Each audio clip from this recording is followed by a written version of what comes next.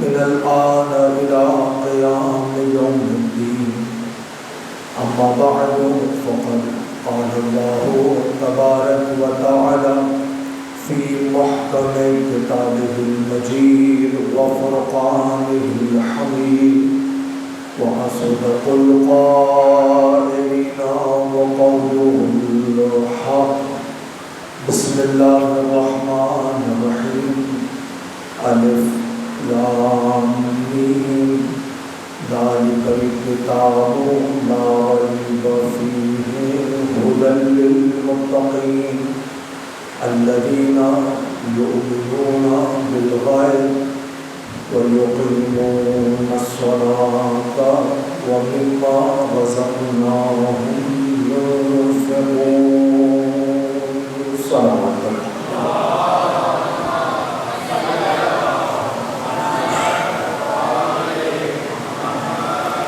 محترم اشرار محترم الحرام کی تیسری مجلس اعلیٰ آپ حضرات عزا خانہ عادل بیگ میں سماعت فرما رہے ہیں.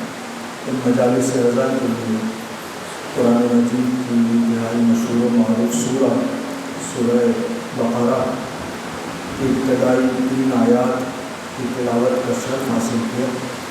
اسے سرنامہ سخن قرار دیا جس کے ذیل میں تبرکاً آپ کو خدمت میں گزارشات درج کی ہیں اور آج بھی چند گزارشات چند معروضات آپ حضرات کی شاداب اور بیدار سماعتوں کی نظر ہدیہ کر کے آپ سے اجازت چاہوں گا.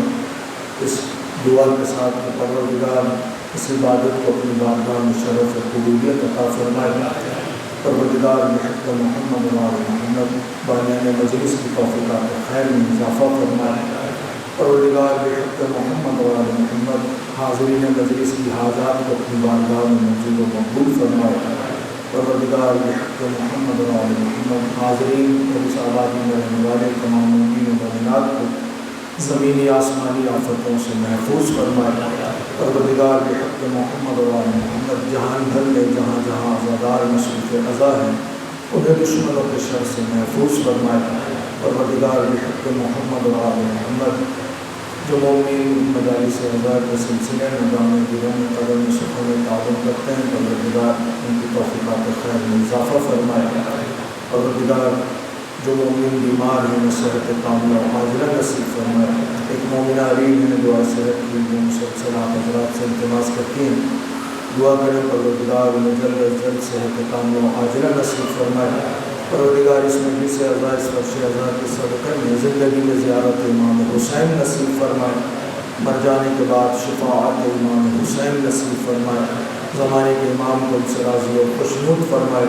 قائم آل محمد کے ظہور میں تعجیل فرمائے. ہمیں اپنے مولا و آقا کے آوان و انصار میں شمار فرمائے. مجلس کی قبولیت کے لیے اپنی حاجات کی برابری کے لیے مل کر بابا سے بلند تر صلوات پر دیجیے. اللہم صل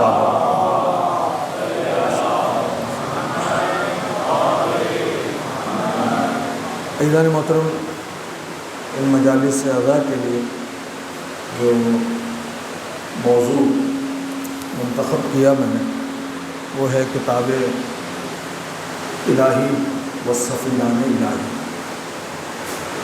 پروردگار عالم نے انسان کی ہدایت کرنا مقصود تھا پروردگار اور اس ہدایت کے پیچھے جو ہدف ہے جو مقصد ہے وہ مقصد معرفت پروردگار ہے.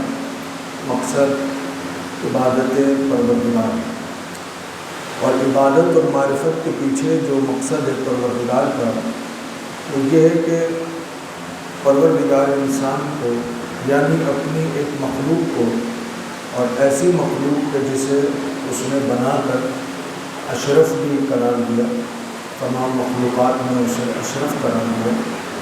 وہ یہ دکھانا چاہتا ہے باقی عالم کو باقی مخلوقات کو کہ جسے میں نے اشرف بنایا ہے جسے اشرف قرار دیا واقعاً وہ اشرف ہے واقعاً وہ اشرف کہلانے کے قابل ہے.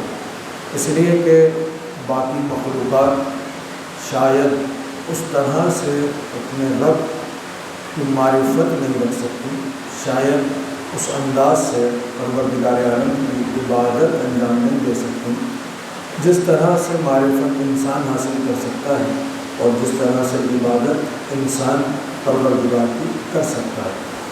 چونکہ پروردگار عالم نے جو انسان اور باقی مخلوقات کے درمیان فرق رکھا ہے، ایک بہت بڑا فرق جو ہے وہ عقل کا ہے۔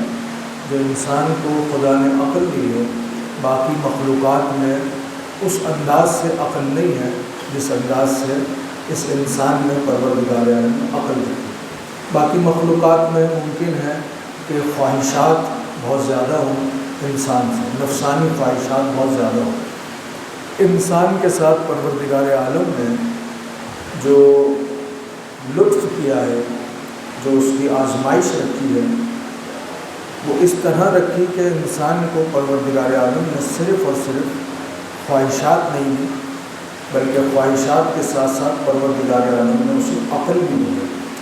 عقل جیسی نعمت سے نوازا ہے پروردگار عالم نے، تاکہ خواہشات عقل پر غالب نہ آ جائیں، بلکہ ہمیشہ عقل جو ہے وہ خواہشات پر غالب رہے۔ تمیز کرنے کے لیے، ممتاز کرنے کے لیے ضروری ہے کہ عقل ہو۔ یہ وہ نظریہ ہے، وہ تھیم ہے کہ پروردگار عالم نے انسان کو عقل اور عقل کے ساتھ خواہشات دے کر بھی اشرف مخلوقات قرار دیا۔ ہدف کیا ہے؟ ہدف انسان کی ہدایت ہے۔ ہدف کیا ہے؟ پروردگار عالم کی معرفت ہے۔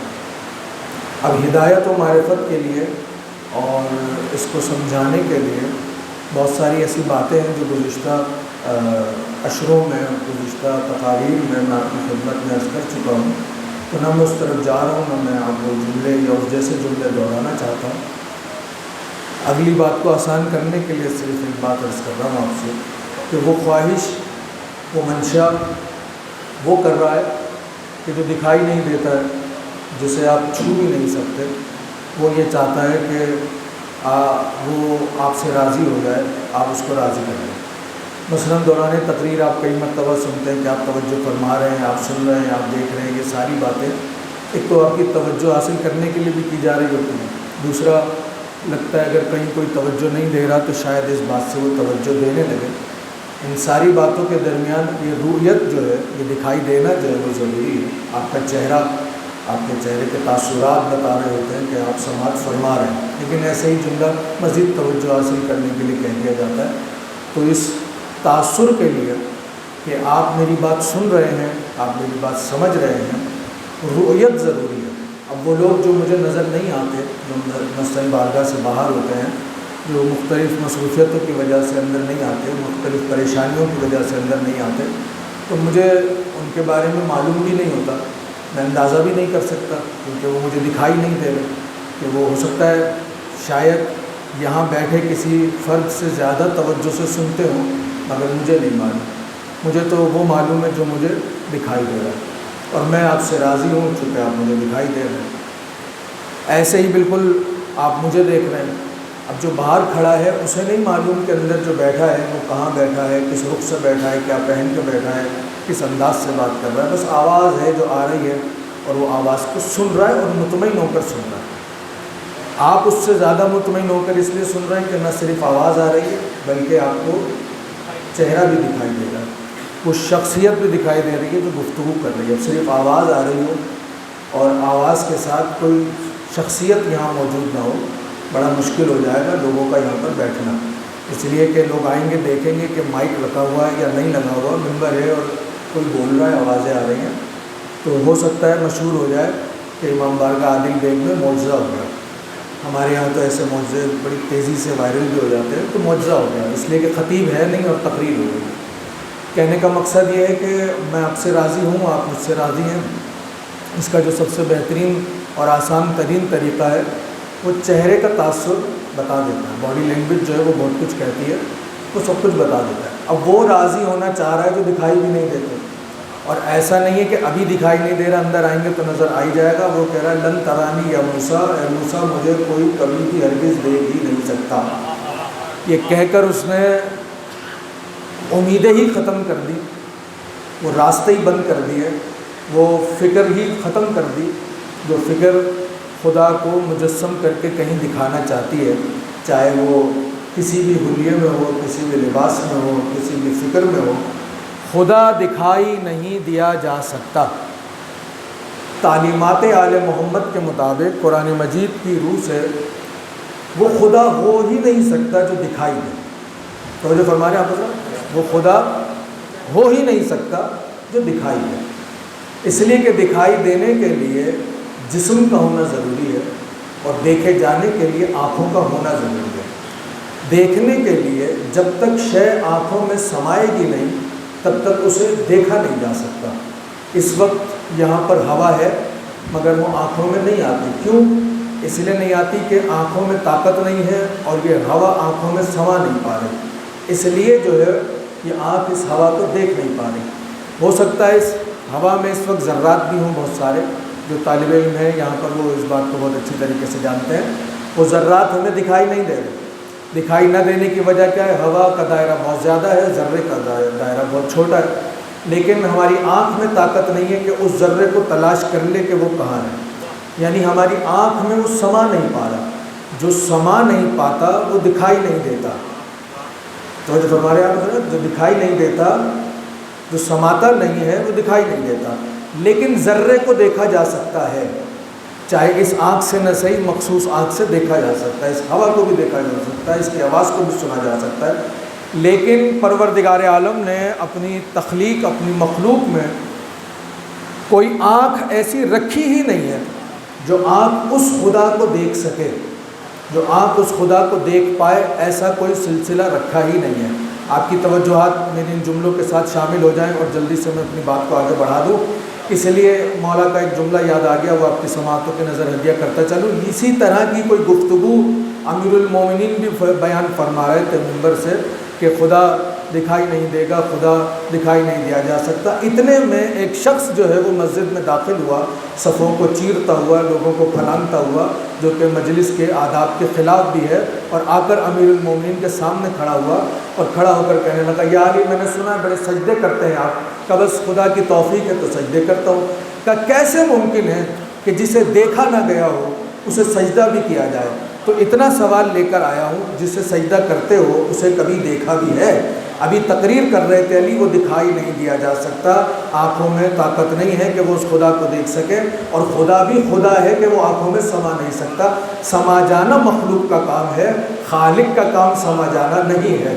یہ ساری گفتگو کے درمیان ہی سوال کرنے والے نے سوال کر دیا، جتنے سجدے خدا کو کرتے ہو یا علی کبھی اس خدا کو دیکھا بھی ہے؟ وہ علی جو ابھی تک کہہ رہے تھے دکھائی نہیں دے گا، سینے پہ ہاتھ رکھ کے کہا میرا نام علی ابن ابی طالب ہے، جب تک دیکھ نہیں لیتا تب تک سجدہ نہیں کرتا۔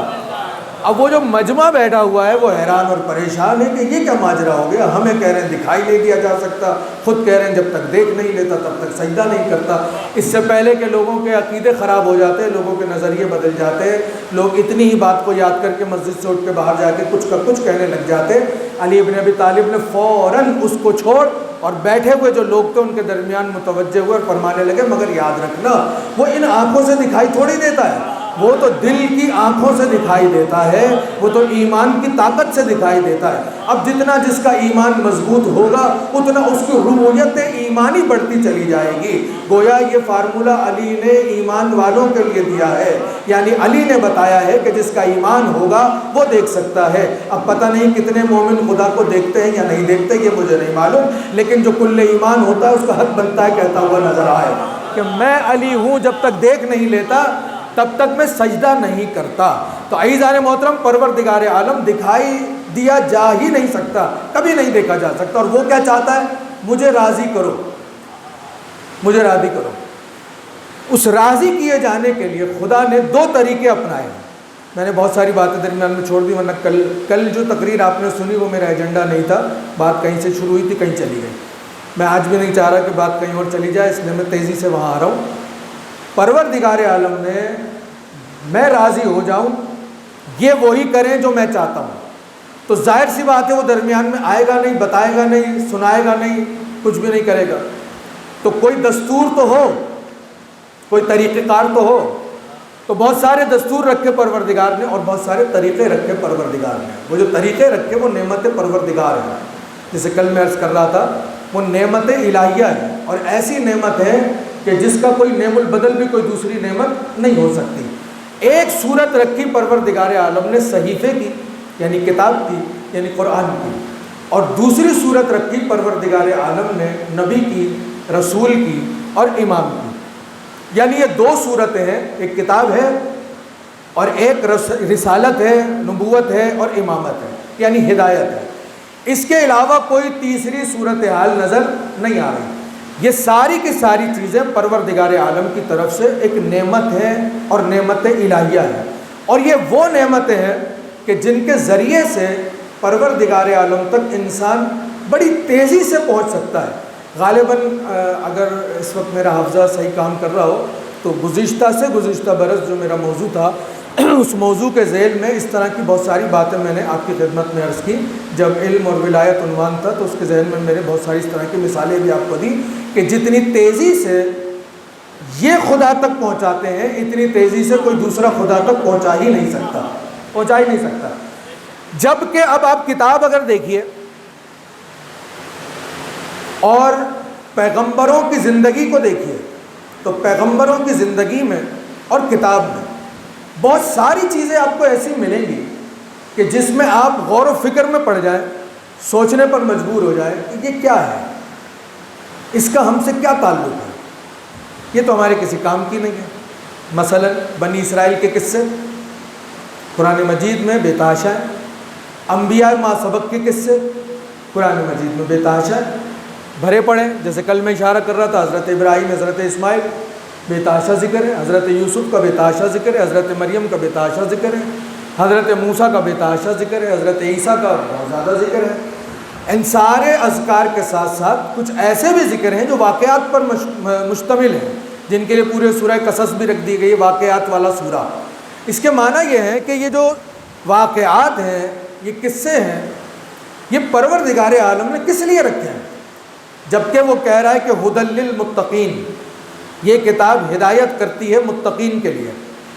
جب متقین کے لیے ہدایت کر رہی ہے کتاب، تو اب واقعہ حضرت نوح کا ہو، واقعہ حضرت آدم کا ہو، واقعہ حضرت موسیٰ کا ہو، واقعہ حضرت ابراہیم کا ہو، واقعہ حضرت اسماعیل کا ہو، واقعہ حضرت عیسیٰ کا ہو، یا کوئی ذکر واضح الفاظ میں ختمی مرتبت کا ہو، ہر ایک واقعے میں کچھ نہ کچھ ہدایت انسان کے لیے پروردگار عالم نے پوشیدہ رکھی ہے۔ آپ بور تو نہیں ہو رہے آپ حضرات؟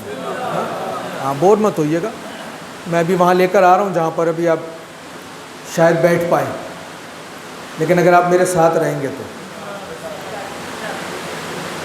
گاڑی میں بیٹھتے ہی اندازہ ہوتا ہے کتنی چلے گی، ایسا ہی تو توجہ فرمائیے گا تاکہ یہ پچھلی گفتگو اگلی گفتگو سے متصل ہونے جا رہی ہے۔ کچھ نہ کچھ اس میں پروردگار عالم نے ہدایت کو پوشیدہ رکھا ہے۔ اب پوشیدہ بھی رکھا ہے، عجیب بات یہ دیکھیے، جملہ میں نے استعمال کیا ہے کہ پوشیدہ رکھا ہے، اور کہا کیا ہے؟ ھدی للمتقین۔ یہ کتاب وہ ہے جس میں کوئی ریب نہیں، کوئی شک نہیں، کوئی عیب نہیں، اور یہ متقین کے لیے ہدایت کرتی ہے۔ اور میں آپ سے کیا کہہ رہا ہوں؟ ہدایت کو پوشیدہ رکھا ہے۔ حضرت نوح کے قصے سے کوئی عام آدمی نکال کے دکھائے کہ اس میں ہدایت کیا ہے، حضرت آدم کے قصے سے کوئی نکال کر چند ایک جملے، چند ایک باتیں جو واضح طور پر آئی ہیں، اس کے علاوہ آپ نکال کر دکھائیں۔ اصحاب اخدود کے قصے سے آپ نکال کر دکھائیں کہ اس میں کیا کمال ہے۔ اصحاب کہف کے قصے سے نکال کر دکھائیں کہ ہم کیا کریں۔ نکالیں گے آپ؟ بیٹا آپ تو نکالیں گے ہی، میں ایک عمومی بات کر رہا ہوں، اس لیے کہ آپ ہی تو ہیں جو مکتب اہل بیت سے جڑے ہوئے لوگ ہیں، آپ تو جانتے ہیں کہ اس میں کیا راز پوشیدہ ہے، اس میں کیا ہدایت ہے۔ میں ایک عمومی بات کر رہا ہوں، نہیں نکال سکتے۔ اس کے لیے ضروری ہے کہ کوئی ایسا ہو کہ جب قرآن سمجھ میں نہ آئے تو وہ قرآن کو سمجھانے والا ہو۔ توجہ فرمائیے گا آپ حضرات، اور اس توجہ فرمائیے گا کا مطلب ہوتا ہے کہ اشارہ کر دیجئے کہ بس بات آگے بڑھائیں، بات سمجھ میں آ گئی، بات واضح ہو گئی۔ قرآن جب سمجھ میں نہ آئے، کوئی واقعہ سمجھ میں نہ آئے، کوئی آیت سمجھ میں نہ آئے، تو کوئی ایسا ہو جو یہ بتائے کہ اس کے معنی کیا ہے۔ جیسے کل میں نے عرض کیا آپ سے کہ وہ زباں رکھتا نہیں، کوئی تو بولا ہوگا۔ جب کوئی زباں رکھتا نہیں، کوئی تو بولا ہوگا، تو اب جا کر قرآن سے پوچھئے کون بول رہا ہے۔ وہاں تو کہیں قرآن نے ذکر ہی نہیں کیا کہ کون بول رہا ہے. قرآن نے تو بس یہ نسخہ دے دیا یا نارو کونی بردن و سلامن علی ابراہیم، اے آگ ابراہیم کے لیے سلامتی والی ہو جا، ٹھنڈی ہو جا. اور آگ ٹھنڈی ہو گئی. اب ظاہر سی بات ہے کہ کوئی تو پوچھنے والا ہو. پوچھنے والے نہیں تھے، یہی تو رونا تھا. اگر پوچھنے والے ہوتے علی ممبر پہ کبھی نہ کہتے سلونی سلونی. ابھی بھی پوچھ لو، ابھی بھی وقت ہے. لوگ پوچھ ہی تو نہیں رہے تھے. توجہ فرمائی آپ حضرات نے، لوگ پوچھ ہی نہیں رہے تھے. تو کوئی تو بولے. جب دیکھا کہ کوئی نہیں بول رہا تو جانتے ہیں کیا ہوا؟ یہ تو بار بار کہہ رہے ہیں علی پوچھ لو پوچھ لو پوچھ لو پوچھ لو. مجھے نہیں معلوم آپ نے اس حدیث کے ذیل میں اس حدیث کو کتنی مرتبہ سنا ہے کہ سلونی سلونی علی نے کب کب کہا ہے. کریم ہے کریم. ممبر کوفہ پہ بیٹھ کر نہیں کہا کہ سن لو پوچھ لو، نہیں. جب سر پہ ضرب لگ گئی، سر دو نیم ہے اور کتنی شدید ضرب ہے، یہ ساری روایتیں آپ رمضان میں سن چکے ہوں گے کہ طبیب کہہ رہا ہے کہ وصیتیں کر لیجئے، بچنے کے امکانات نہیں ہیں. چہرے اور پٹی میں درمیان میں کوئی فرق نہیں تھا. اتنا زرد ہو گیا چہرہ علی کا. اتنے شدید زہر میں تلوار کو بجھایا گیا کہ طبیب نے کہا ایک قطرہ اگر دریا میں ڈال دیا جائے تو دریا میں رہنے والی مخلوق کی مر جانے کے لیے کافی ہے. اس زہر میں اس تلوار کو بجھایا گیا. یعنی صرف لوہے کا وار نہیں تھا، لوہے کے ساتھ ساتھ زہر کا بھی وار ہے. ایسے موقع پر جب سر دو نیم ہو گیا اور علی کی اولاد علی کو گلم میں لٹا کر گھر لے کر جا رہی تھی، تو ایسے میں راوی کہتا ہے میں نے سنا دیکھا کہ علی کے لب ہل رہے ہیں. تو میں نے سوچا علی شاید کچھ مانگ رہے ہیں، علی کچھ کہنا چاہ رہے ہیں. تو میں فوراً قریب جھکا کہ علی کیا کہہ رہے ہیں، علی کیا مانگ رہے ہیں، علی کو کیا پریشانی. تو میں نے سنا علی کو کوئی پریشانی نہیں، علی کچھ مانگ نہیں رہے. علی آہستہ آہستہ کہہ رہے تھے سلونی سلونی قبل ان تفقدونی. اے دنیا والو ابھی بھی وقت ہے، مجھ سے پوچھ لو. تو میں کبھی کبھی سوچتا تھا یا علی اتنے آہستہ سے کہنے کی اور ایسے وقت میں کہنے کی کہ سلونی سلونی کیا ضرورت ہے. عجب نہیں کہ علی پلٹ کر جواب یہ دے ارے یہ میں ان کے لیے نہیں کہہ رہا جو پوچھنا چاہتے ہیں یا نہیں پوچھنا چاہتے، یہ تو میں ان کے لیے کہہ رہا ہوں جو میرے نبی کو کہتے تھے اسے بخار میں ہذیان ہو گیا ہے. میں انہیں بتانا چاہتا ہوں ارے جس نبی کے وصی کو سر دو نیم ہونے پر ہذیان نہ ہوتا ہو، اس نبی کو ہلکے بخار میں ہذیان نہیں ہو سکتا.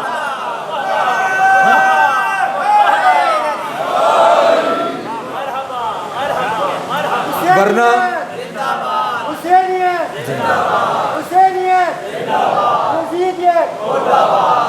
ورنہ میں آپ سے کہوں بھائی پوچھئے کوئی سوال ہو. جیسے کل آ گئے تھے سوال، میں نے نہیں کہا تھا آ گئے تھے سوال.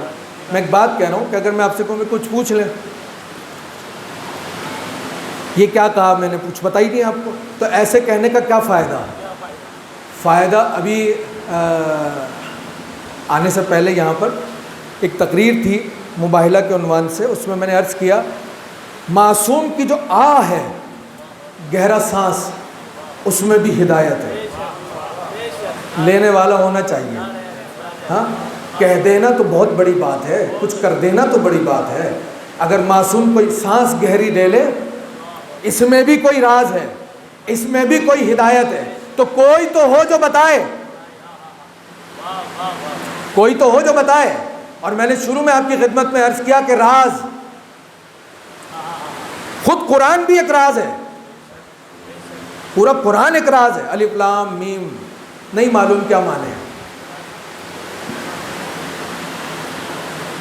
تو جو فرما رہے یاسین نہیں معلوم کیا معنی ہے، کاف ہا یا عین صاد نہیں معلوم کیا معنی ہے، نون نہیں معلوم کیا معنی ہے، قاف نہیں معلوم کیا معنی ہے. 33-32 مرتبہ حروف مقطعات گھوم گھوم کے آئے ہیں. تو جو فرما رہے ہیں آپ حضرات، کچھ عرض کروں آپ کی خدمت میں.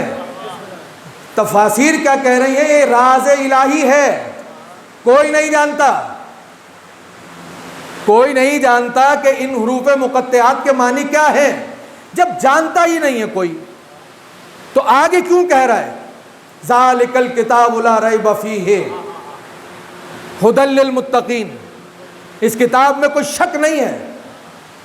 معنی تمہیں معلوم نہیں، یہ الگ مسئلہ ہے، مگر اس میں کوئی شک نہیں ہے، یہ متقین کے لیے ہدایت کرتی ہے. یہ متقین کو ہدایت کرنے کے لیے آئی ہے، معنی معلوم نہیں ہے. توجہ فرمائیے گا، معنی معلوم نہیں ہے اور ہدایت ہو رہی ہے متقین کے لیے. یہ مجلس ہو رہی ہے، تقریر سمجھ میں ہی نہیں آ رہی تو کیا مجلس ہو رہی ہے؟ لیکن تقریر اگر سمجھ میں آ رہی ہے تو مجلس ہو رہی ہے. لیکن اگر میں یہاں پوری تقریر عربی میں کر دوں تو آپ سن تو لیں گے، ثواب بھی مل جائے گا، فائدہ کچھ نہیں ہوگا. یا سندھی میں تقریر شروع کر دوں، پشتو میں نہیں کروں گا، وہ مجھے آتی نہیں اور آپ سب سمجھ جائیں گے. تو لیکن جو زبان آپ کو آتی نہیں ہے اس میں اگر تقریر کی جائے جو آپ کو سمجھ میں نہیں آ رہی تو فائدہ کیا؟ الف لام میم حروف مقطعات، تفاسیر نے لکھا، اس کے معنی کوئی نہیں جانتا. یہ خدا کے راز ہیں، یہ خدا کے راز. ایک جملہ کہنا چاہ رہا ہوں، یہ خدا کے راز ہیں. انہیں یا خدا جانتا ہے یا نبی جانتا ہے یا معصوم جانتا ہے، اس کے علاوہ کوئی نہیں جانتا. لیکن یاد رکھیے گا، دیکھیے یہ جو علماء ہیں بڑی محنت کرتے ہیں، بڑی مشقت کرتے ہیں، اور اس میں اپنے آپ کو نہیں کہہ رہا، میں علماء کی بات کر رہا ہوں. اور اس محنت اور مشقت میں ان کے پاس مختلف ذرائع ہوتے ہیں. کتاب سب سے بہترین ذریعہ کتاب ہے. اگر کوئی یہاں پر پڑھنے لکھنے سے شوق رکھتا ہے، بالخصوص دینی، دنیاوی کی بات نہیں کر رہا میں، دینی اگر کوئی شغف رکھتا ہے اس کے لیے کہہ رہا ہوں. کوئی میری بہن اگر شوق رکھتی ہے اس کے لیے کہہ رہا ہوں. کتاب کا جو لطف ہے وہ موبائل کا نہیں ہے، یہ یاد رکھیے گا میری بات. ورنہ خدا ڈیجیٹل بھیج دیتا، اس کے لیے کوئی مشکل نہیں تھا. اس وقت سے آج تک دنیا حیران ہی ہوتی کہ یہ کیا چیز ہے، یہ کیا چیز ہے. لیکن اس نے کتاب بھیجی، صحیفے بھیجے، الوا بھیجی. اب کیا ہوا؟ سب سے جو بہترین ان کے پاس ذریعہ وہ کتاب. جب دیکھتے ہیں کچھ نہیں مل رہا تو کتاب کو کر دیتے ہیں بند کہ نہیں مل رہا. پھر وہ چلے جاتے ہیں اس کے پاس جس کے لیے رسول نے کہا انا مدینۃ العلم وعلی بابھا، میں علم کا شہر ہوں، علی اس کا دروازہ ہے. اب یہ میں ان کے لیے کہہ رہا ہوں جن کا یہ عقیدہ ہے. ورنہ لوگ تو سمجھتے ہیں جو چلا گیا وہ چلا گیا، جو چلا گیا وہ چلا گیا، ہوتا ہوگا. ہمارے یہاں ایسا نہیں ہے، توسل کیا جاتا ہے. تو دعا توسل پڑھتے ہوں گے آپ، توسل سمجھتے ہیں آپ کیا ہوتا ہے؟ توسل کرتے ہیں. اور جو لوگ وہاں رہ کر آئے یا رہ رہے ہیں یا رہیں گے وہ تو براہ راست چلے جاتے ہیں کہ مولا یہ سمجھ میں نہیں آ رہا، بتائیں کیا ہے. ایسا مشکل کشا خدا کی قسم کسی مذہب میں نہیں، کسی عقیدے میں نہیں، کسی مسلک میں نہیں، جو جعلی پکڑ کر کہ مولا کی آیت سمجھ میں نہیں آ رہی بتائیں. اور کبھی کبھی تو مانگنے والا اتنا ضدی ہو جاتا ہے، کہتا ہے جب تک بتائیں گے نہیں تب تک جاؤں گا نہیں. پتہ نہیں ایسے کس سے آپ نے سنے یا نہیں سنے، کتابیں بھری پڑی ہوئی ہیں. مولا بتائیے، جب دیکھتا ہے بس کہہ دیا بات آ ہی جائے گی.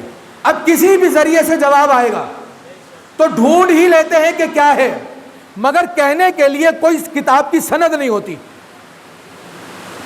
کہنے کے لیے کتاب کی کوئی سند نہیں ہوتی. ایک طالب علم گیا یہاں سے نئے مذہبی جو ہوتے ہیں ان کو کبھی کبھی جنون بھی بہت ہوتا ہے، سمجھ رہے بات؟ جیسے ایک ٹرم میں نے ایجاد کی تھی کہ نیا نمازی پانی بہت بہاتا ہے. تھوڑا سا آ رہا ہو نلکے میں تو فوراً کمیٹی ٹرسٹ جو بھی ہوتا ہے اس کو پانی نہیں آ رہا ہے بھائی، آپ وضو کرنے والے تو بنے.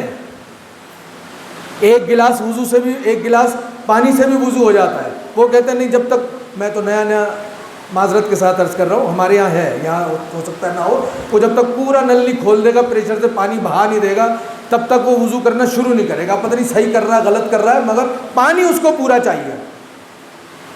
5 نمازی ہے اور 500 گز کی پلاٹ پہ مسجد بنی ہوئی ہے، 5 الگ الگ پنکھا کھول کے نیچے نماز پڑھیں گے. ایک ہی پنکھے کے نیچے آ جائے، 2 پنکھوں کے نیچے آ جائے، نہیں وہ ایک پنکھے کے نیچے، وہ ایک پنکھے کے نیچے، وہ ایک پنکھے کے نیچے.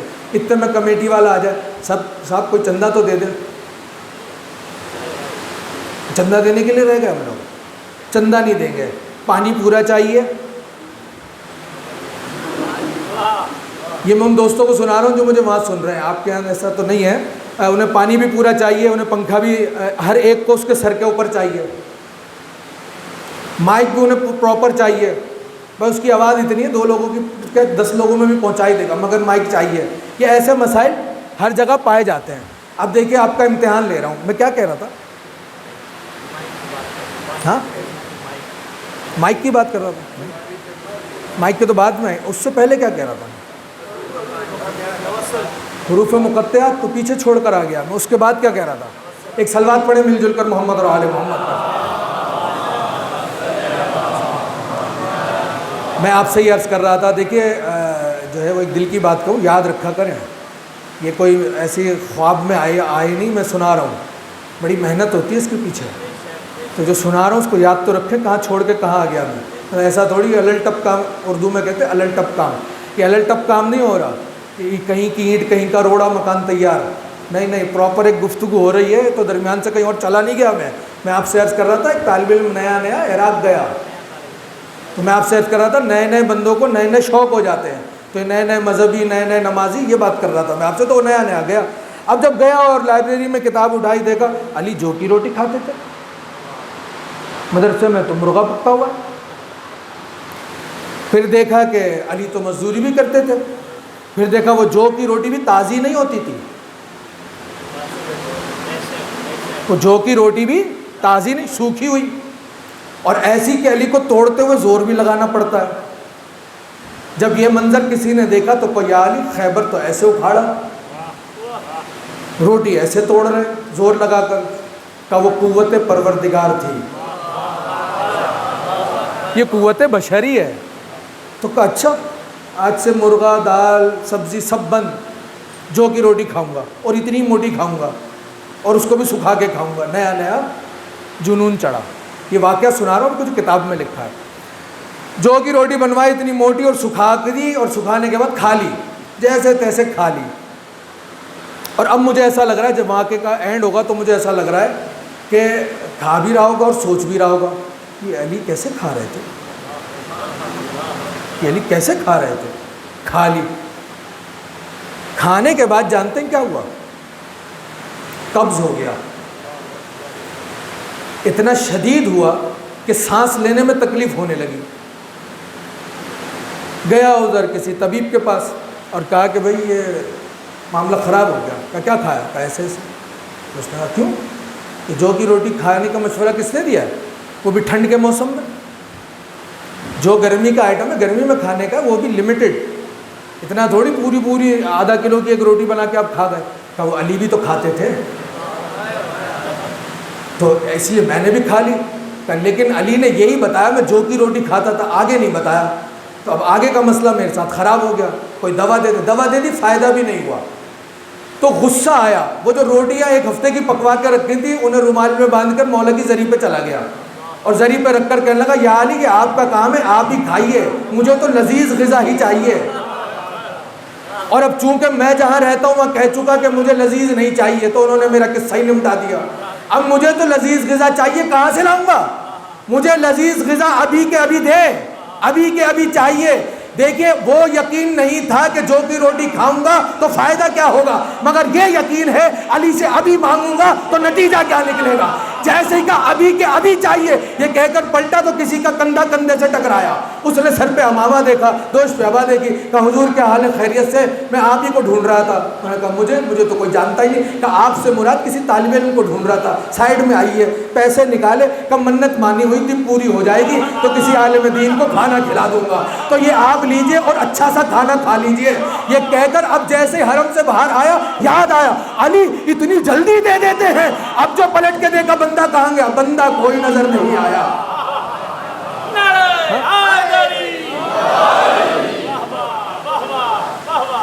بات واضح ہو رہی ہے، کس بات کو بتانے کے لیے میں نے اس واقعے کا بیان کیا ہے؟ یہ مانگنے آیا ہے، اور بات آ گئی تو سن لی، اگر آپ اجازت دیں تو سنا دیں۔ ایک تو مشکل یہ ہے کہ یہ گھڑی بہت تیز ہو جاتی ہے ممبر پہ بیٹھنے کے بعد۔ ایک درود پڑھیے مل کر محمد اور آل محمد پر۔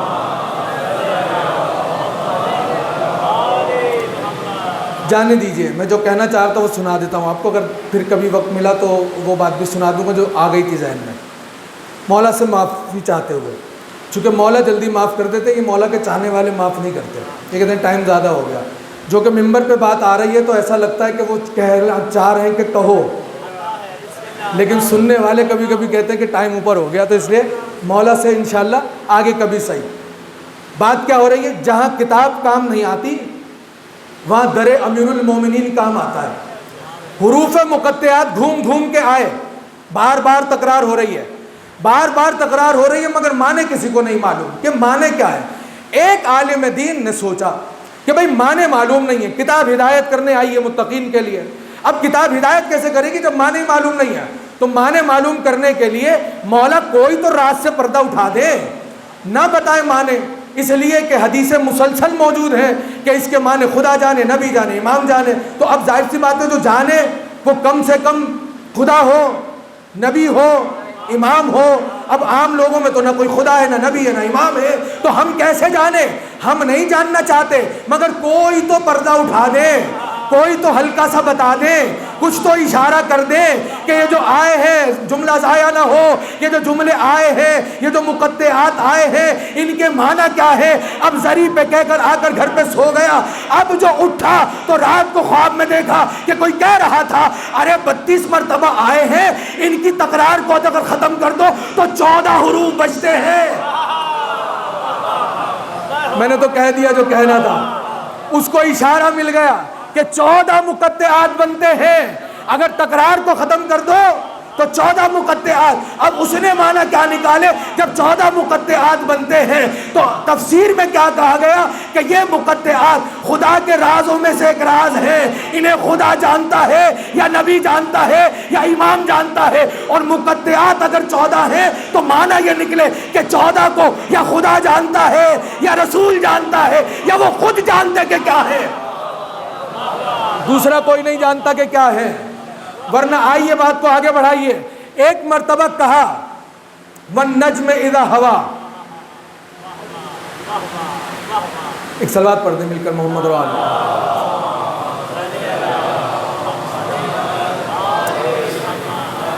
وَالنَّجْمِ إِذَا هَوَى, ستارے کی قسم, واو قسمیہ, نجم ستارہ, قسم ستارے کی, اذا ہوا جب وہ اترے, ستارے کی قسم جب وہ اترے. مفسرین پریشان, ستارے کی قسم جب وہ اترے, بھئی اتر گیا, اتر گیا, ایک واقعہ تھا, ہو گیا, کوئی واقعہ ہوا ہوگا, ہو گیا. خدا کہہ رہا ہے وَالنَّجْمِ إِذَا هَوَى, ستارے کی قسم جب وہ اترے, ستارے کی قسم جب وہ اترے. کتنے ستارے ہیں؟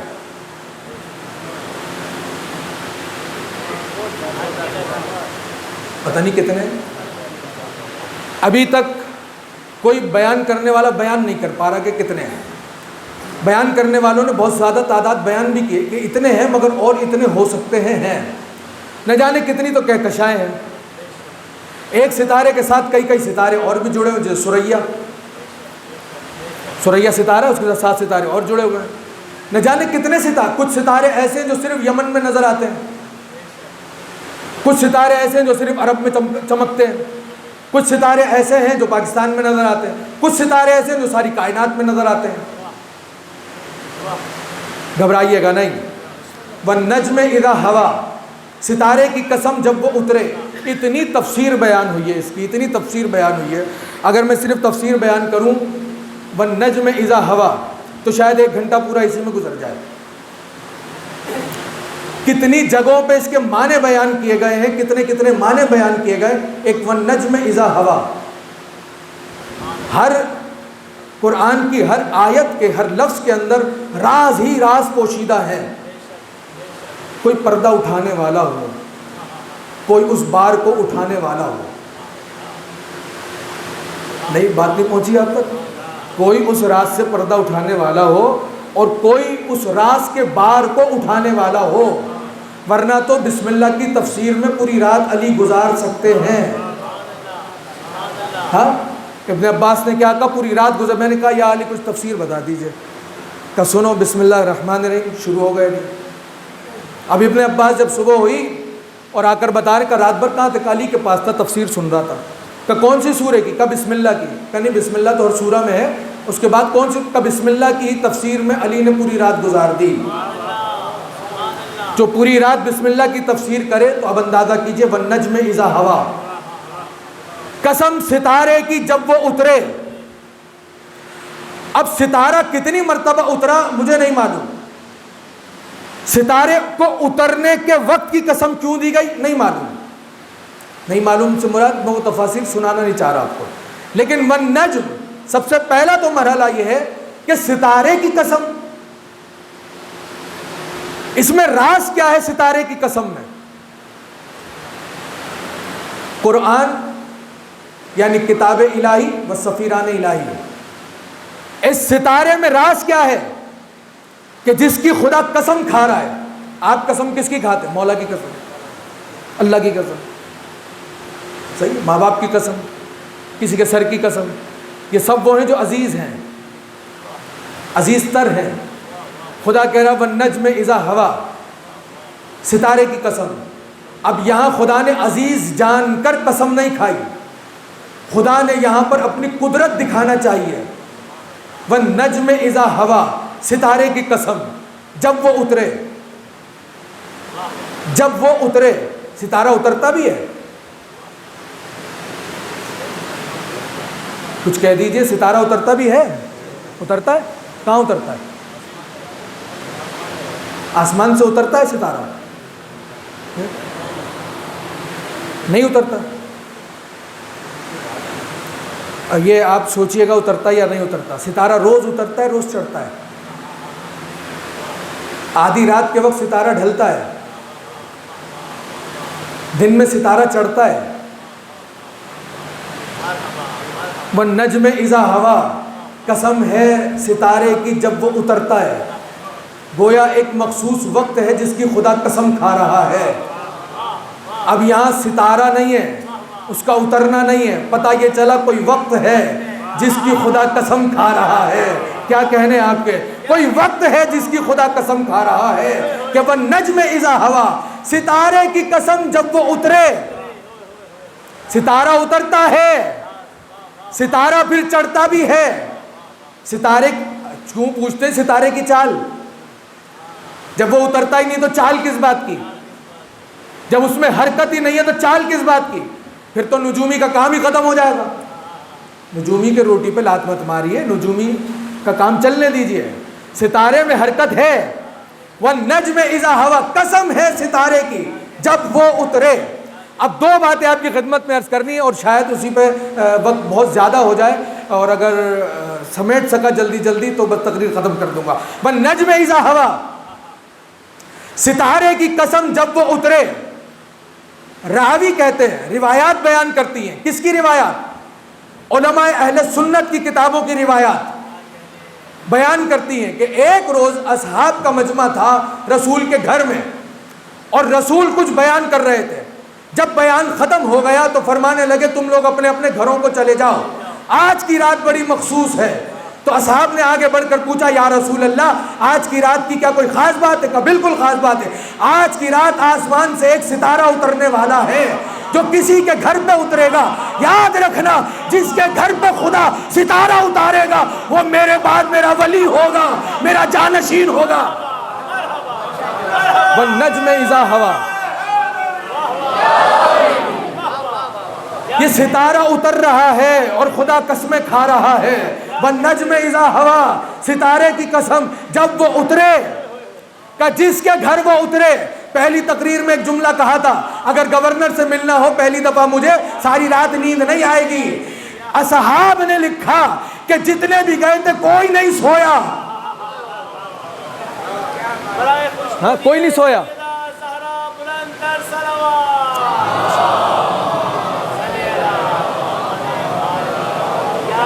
تھوڑا سا بیدار رہیے گا، تھوڑا سا بیدار رہیے گا۔ کہ پوری رات کوئی نہیں سویا، مگر کوئی تھا جو بالکل مطمئن ہے۔ اگر اس مجلس کے اندر کوئی بندہ ایسا آ جائے جس کا آپ سے دور دور دور دور تک تعلق نہ ہو، اتنا تو مولا نے کرم کیا ہے، اتنے عرصے سے یہاں بٹھایا ہوا ہے کہ چہرہ دیکھ کے اندازہ ہو جاتا ہے، بھلے وہ بار بار آنے والا ہو یا کبھی بھی آنے والا ہو، چہرے سے اندازہ ہو رہا ہے، تاثرات بتا رہے ہوتے ہیں کون کیا ہے کیا نہیں ہے، صحیح ہے۔ لیکن جو انداز بیٹھنے کا ایک سامع کا ہے، ایک مجلسی سامع کا ہے، وہ الگ ہی پتہ بتاتا ہے۔ مجلسی سامع سمجھتے ہیں نا، ایک نماز میں بیٹھنے کا انداز ہے، ایک درس میں بیٹھنے کا انداز ہے، ایک مجلس میں بیٹھنے کا انداز ہے۔ وہ مجلس میں بیٹھنے کا انداز بعضوں ہر جگہ کا اپنا اپنا ہے، وہ انداز بتا رہا ہوتا ہے کہ پرانا سامع ہے، یہ جانتا ہے کیسے بات کرنی ہے، کیسے بیٹھنا ہے، کب پہلو کو بدلنا ہے، کب پہلو کو نہیں بدلنا، کس بہانے سے پہلو کو بدلنا ہے۔ ورنہ ازا کی تہذیب یہ نہیں ہے کہ پہلو بدلنا ہو تو جب دل چاہا پہلو بدل لیا، نہیں، انتظار کرو کوئی صلوات پڑھوائے تو پہلو بدل لے، انتظار کراؤ کوئی نعرہ لگ جائے تو پہلو بدل لے، یہ ازا کی تہذیب ہے۔ اور یہاں بیٹھنے والے کو اندازہ ہو رہا ہوتا ہے کتنا پرانا سامع ہے، کتنے مطمئن، کتنے اطمینان سے بیٹھا، کتنا بے چین بیٹھا ہے۔ اس کے معنی یہ ہے جو پرانا آنے جانے والا ہے اس کا اطمینان بتاتا ہے کہ پرانا ہے، نیا بے چین ہوتا ہے، نیا بے قرار ہوتا ہے۔ رسول سے پہلی مرتبہ سنا آج ستارہ اترنے والا ہے، کبھی کسی نے ستارہ اتنے قریب سے دیکھا نہیں تھا، جب کسی نے دیکھا نہیں تھا تو دیکھنے کے لیے تو بے چین تھے، کچھ اس لیے بے چین تھے ہمارے یہاں تو آئے گا نہیں، مگر دیکھے تو صحیح جائے گا کس کے یہاں؟ کہیں ایسا نہ ہو کوئی محبت میں کہہ دے تم تو سو گئے تھے، تمہارے گھر آیا ہی نہیں، یہ تو اس کے گھر پر آ گیا۔ یہ دیکھنے کے لیے بہت سارے لوگ جاگتے رہے، مگر کتابوں نے بتایا کس کے گھر آیا؟ سارے مدینے کو چھوڑا، سارے مکے کو چھوڑا، سارے فرش کو چھوڑا، ستارہ عرش سے چلا، اور جب فرش کے قریب آیا کوئی گھر پسند نہ آیا علی کے گھر کے سوا، علی کے گھر پر علی کے گھر پہ ستارہ آیا۔ والنجم اذا ہوا، ستارے کی قسم جب وہ اترے، بات کے لیے نہیں چھوڑا، اسی وقت بتا دیا، بات کے لیے نہیں رکھا۔ بعد میں ایسا نہ کوئی کسی کے گھر اترا، کسی کے گھر اترا، کسی کے گھر نہیں، جاؤ سب دیکھنا کس کے گھر اترے گا، اور جس کے گھر اترے گا وہ میرا ولی ہے۔ جب اترا علی کے گھر، خدائے حسین کی قسم ہے، آپ کو واسطہ ہے جو کہنے جا رہا ہوں، جملہ ضائع مت کر دیجیے گا، اس لیے کہ میں آپ کی سماعتوں پہ بھروسہ کرتے ہوئے جملہ ہدیہ کرنے جا رہا ہوں آپ کو، اور میں یہ باتیں کرتا نہیں ہوں، کہنے کا عادی نہیں ہوں، نہ کرنا چاہتا ہوں، لیکن ایک جملہ آپ سے کہوں گا جو میں کہنے جا رہا ہوں، اگر یہ میں اپنے علاقے، اپنے محلے، اپنے شہر میں کہتا تو سمجھ لیں مجلس ختم ہو گئی، اس کے بعد لوگ کہیں گے اب کیا سناؤ گے، بس ختم ہو گئی مجلس، اب کیا اور کچھ سناؤ گے، بس اس سے زیادہ شاید ہم برداشت بھی نہ کر پائے، ختم ہو گئی مجلس۔ آئے گا درمیان میں ایسی جملہ، اب میں آپ کی سماعتوں کا لے رہا ہوں امتحان، جملہ سنیے گا۔ والنجم اذا ہوا، ستارے کی قسم جب وہ اترے، اترا ستارہ، کہاں اترا؟ علی کے گھر اترا۔ اب جب صبح ہوئی تو چہمہ گوئیاں شروع ہو گئی، اور کسی نے آگے بڑھ کر کہا، کون تھا؟ عتبہ۔ عتبہ نے آگے بڑھ کر کہا یہ تو اپنے چچا زاد بھائی کی محبت میں نہ جانے کیسی کیسی باتیں کرنے لگے ہیں، یہ تو خدا نے بھیجا ہی نہیں ہے، یہ تو انہوں نے ہی کیا ہے۔ جیسے یہ آواز رسول کے کانوں میں پہنچی کہ عتبہ ناخوش ہے، رحمت للعالمین ہونے کے باوجود بھی ہاتھوں کو اٹھایا، اور ہاتھوں کو اٹھا کر کہنے لگے پروردگار یہ میرے بھائی کے متعلق بغض رکھتا ہے، اس پر عذاب بھیج، اس پر کسی کتے کو مسلط کر دے۔ مجھے نہیں پتا بات پہنچ رہی ہے نہیں پہنچ رہی، میں بڑی تیزی سے کہہ کر جا رہا ہوں۔ اس پر کیا کر دے؟ کسی کتے کو مسلط کر دے۔ کس کے لیے کہا؟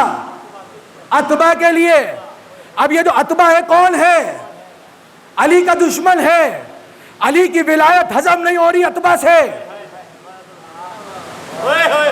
سنیے گا، عتبہ سے علی کی ولایت اور محبت ہضم نہیں ہو رہی، کہنے لگا یہ تو بہک گئے، یہ تو بہک گئے، اور انہوں نے کیا کہا خدا اس پر کوئی جانور مسلط کر دے، اس پر عذاب دے دے جو اس کے پیچھے مسلط ہو جائے۔ یہ عتبہ جانتے کون ہے؟ ارے کوئی باہر کا نہیں تھا، ابو لہب کا بیٹا تھا، عتبہ ابن ابو لہب۔ اب عتبہ ابن ابو لہب جب میں نے کتاب میں پڑھا تو میں سوچنے لگا نہ جانے کیا بات ہے، یہ علی کے جتنے دشمن ہیں ان کا تعلق ابو سے کیوں نکلتا؟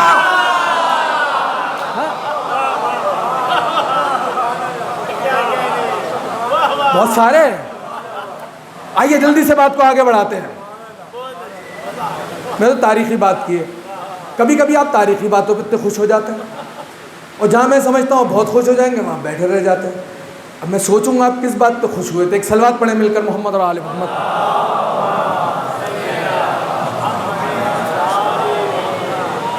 والنجم اذا ہوا، ستارے کی قسم جب وہ اترے. ستارہ اترا، ستارے کی روشنی بھی آتی ہے. صحیح ہے. ایک روایت میری نظر سے گزری، اس روایت میں معصوم فرماتے ہیں کچھ ستارے ایسے ہیں جن کی روشنی ابھی تک آئی ہی نہیں ہے. کچھ ستارے ایسے ہیں جن کی روشنی فوراً زمین پر آ رہی ہے. کچھ ستارے ایسے ہیں جو چاند سے بڑے ہیں. کچھ ستارے ایسے ہیں جو سورج سے بڑے ہیں. سورج ہماری زمین سے بہت بڑا ہے. صحیح ہے. اس سورج سے بڑے ستارے ہیں، ان کی روشنی پر سیکنڈ ہزاروں لاکھوں میل کی رفتار سے چلتی ہے. صحیح ہے. ہزاروں لاکھوں کلومیٹر کا فاصلہ سیکنڈ سے بھی کم میں طے کرتی ہے. چند سیکنڈ میں روشنی یہاں، جیسے سورج سے بڑے وہ ستارے، ان کی روشنی یہاں آتی ہے. ہماری آنکھ اس کو دیکھ نہیں پاتی، ہماری آنکھ اس کو اس طرح سے محسوس نہیں کر پاتی. والنجم اذا ہوا، ستارے کی قسم جب وہ اترے. میں نے آپ سے عرض کیا تھا 2 ستارے اترے، ایک ستارہ سنا دیا، ایک ستارہ سن لیجئے، بات متصل ہو جائے گی. والنجم اذا ہوا، والنجم اذا ہوا، قسم ستارے کی جب وہ اترے. مفسرین نے لکھا اس نجم سے مراد ستارہ نہیں ہے، اس نجم سے مراد کتاب ہے، قرآن ہے. جب وہ اترے، انا انزلناہ فی لیلۃ القدر وما ادراک ما لیلۃ القدر. تم کیا جانو لیلۃ القدر کیا ہے، تم کیا جانو لیلۃ القدر کیا ہے. ہم نے اسے قدر کی رات میں نازل کیا، تم کیا جانو قدر کی رات کیا ہے. یہ ایک قول. دوسرا قول والنجم اذا ہوا، یہ میں نے اس لیے موضوع ڈسکس کیا آپ سے کہ میں آپ کو یہ سمجھانا چاہ رہا ہوں کہ ایک ایک آیت میں اتنے معنی، تو آپ سمجھ کے تو دکھائیے، آپ سمجھ کر دکھائیں. آپ نے کیسے کہہ دیا کتاب کافی ہے؟ اتنی خاموشی بنتی نہیں تھی، اس پر آپ کی مرضی ہے. یہ ساری تقریر اس بات کے پیچھے ہے کہ اگر کتاب کافی ہے تو آپ بتائیے نا. والنجم اذا ہوا کیا ہے؟ خدا کی قسم بتا ہی نہیں سکتے جب تک وہ نہ بتائے، جب تک وہ نہ بتائے. والنجم اذا ہوا کا کتاب کی قسم جب وہ نازل ہوئی، جب وہ اتری. تیسرا قول والنجم اذا ہوا، تقریر ختم ہو گئی. والنجم اذا ہوا قسم ہے ستارے کی. کب کی قسم؟ جب وہ اترے. علماء نے لکھا کہ یہ ستارہ نہیں ہے، یہ معراج کی رات میں ختمی مرتبت ہیں. محمد وآل محمد بلند تر صلوات.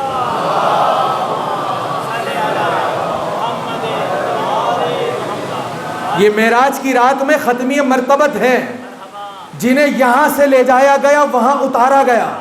جب اتر رہے تھے تو خدا نے کہا والنجم اذا ہوا، قسم ستارے کی جب وہ اترے. اب کس معنی پہ جائیں گے آپ کہ کون سے معنی کیے جائیں؟ وقت اگر اس ستارے کا دیکھیں جو علی کے اترا، وقت اگر اس کا دیکھیں کہ جو عرش پہ اترا، ایک جیسا وقت ہے. والنجم اذا ہوا، ستارے کی قسم جب وہ اترے. تو کیا قول سامنے آیا کہ یہ کتاب نہیں ہے، یہ ستارہ بھی نہیں ہے، یہ ذات ختمی مرتبت ہے. ذات ختمی مرتبت کو یہاں سے لے جایا گیا، وہاں لے جا کر اتارا گیا. جب اتارا گیا تو خدا نے کہا والنجم اذا ہوا، قسم ستارے کی. آپ ناراض بیٹھے ہیں آپ حضرات؟ ہاں، قسم ستارے کی جب وہ اترے. ستارے کو اتارے جانے کی قسم کھائی خدا نے. اب 2-4 منٹ اگر آپ کے پاس ہیں تو میں کچھ عرض کروں، ورنہ میں ایک قول ہی سنانا چاہتا تھا اور یہاں تقریر ختم ہو گئی تھی. اجازت ہے؟ اجازت ہے ہاشم بھائی؟ اجازت ہے؟ 2-4 جملے، زیادہ نہیں. ستارے کی قسم یعنی ذات ختمی مرتبت کی قسم جب وہ اترے، جب اسے اتارا گیا.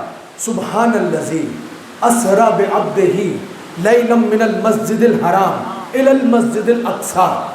با برکت ہے وہ ذات، عیبوں سے پاک ہے وہ ذات، کوئی نقص نہیں ہے اس ذات میں، جو لائق تسبیح ہے وہ ذات، اسرا بعبدہ، لے گئی اپنے بندے کو،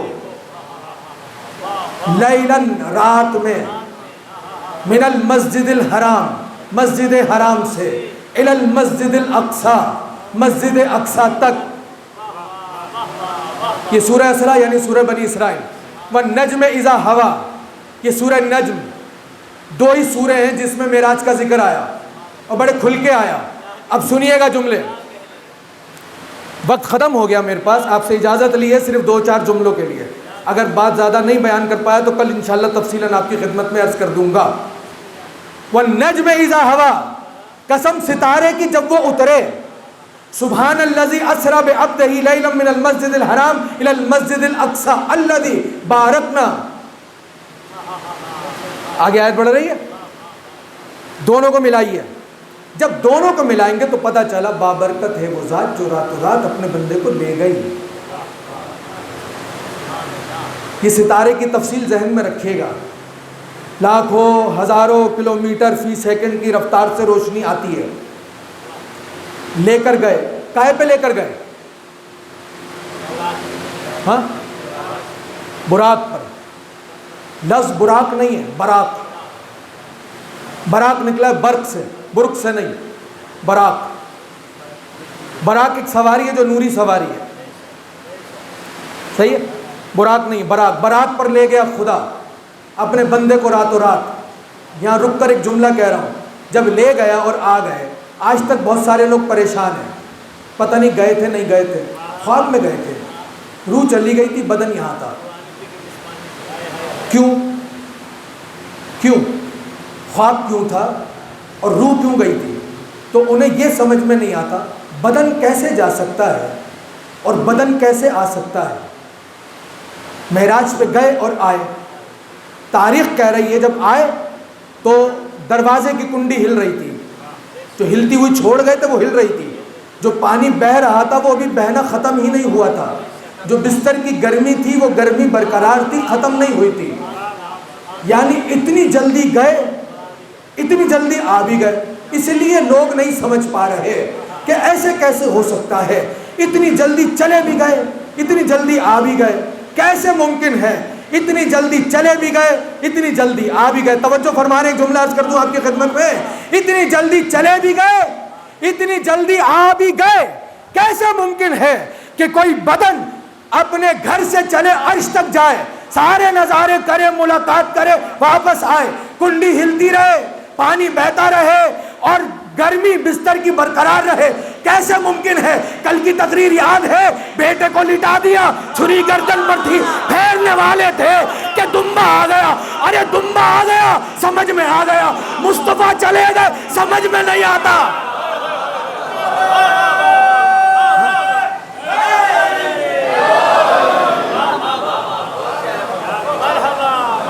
دمبے سمجھ میں آتے ہیں آپ کو؟ ہاں، بکرے سمجھ میں آتے ہیں آپ کو؟ مصطفیٰ سمجھ میں نہیں آتے؟ نہیں، مصطفیٰ سمجھ میں آتے ہیں۔ ایسا نہیں کہ مصطفیٰ سمجھ میں نہیں آتے، خدا حسین کا واسطہ جملہ کہنے جا رہا ہوں، ایسا نہیں کہ مصطفیٰ سمجھ میں نہیں آتے۔ خدا حسین کی قسم، اگر معراج سے علی کو نکال دے، انہیں جانا بھی سمجھ میں آئے گا، آنا بھی سمجھ میں آئے گا۔ انہیں اگر نہیں سمجھ میں آتا تو علی سمجھ نہیں آتا۔ بات پہنچ گئی آپ تک؟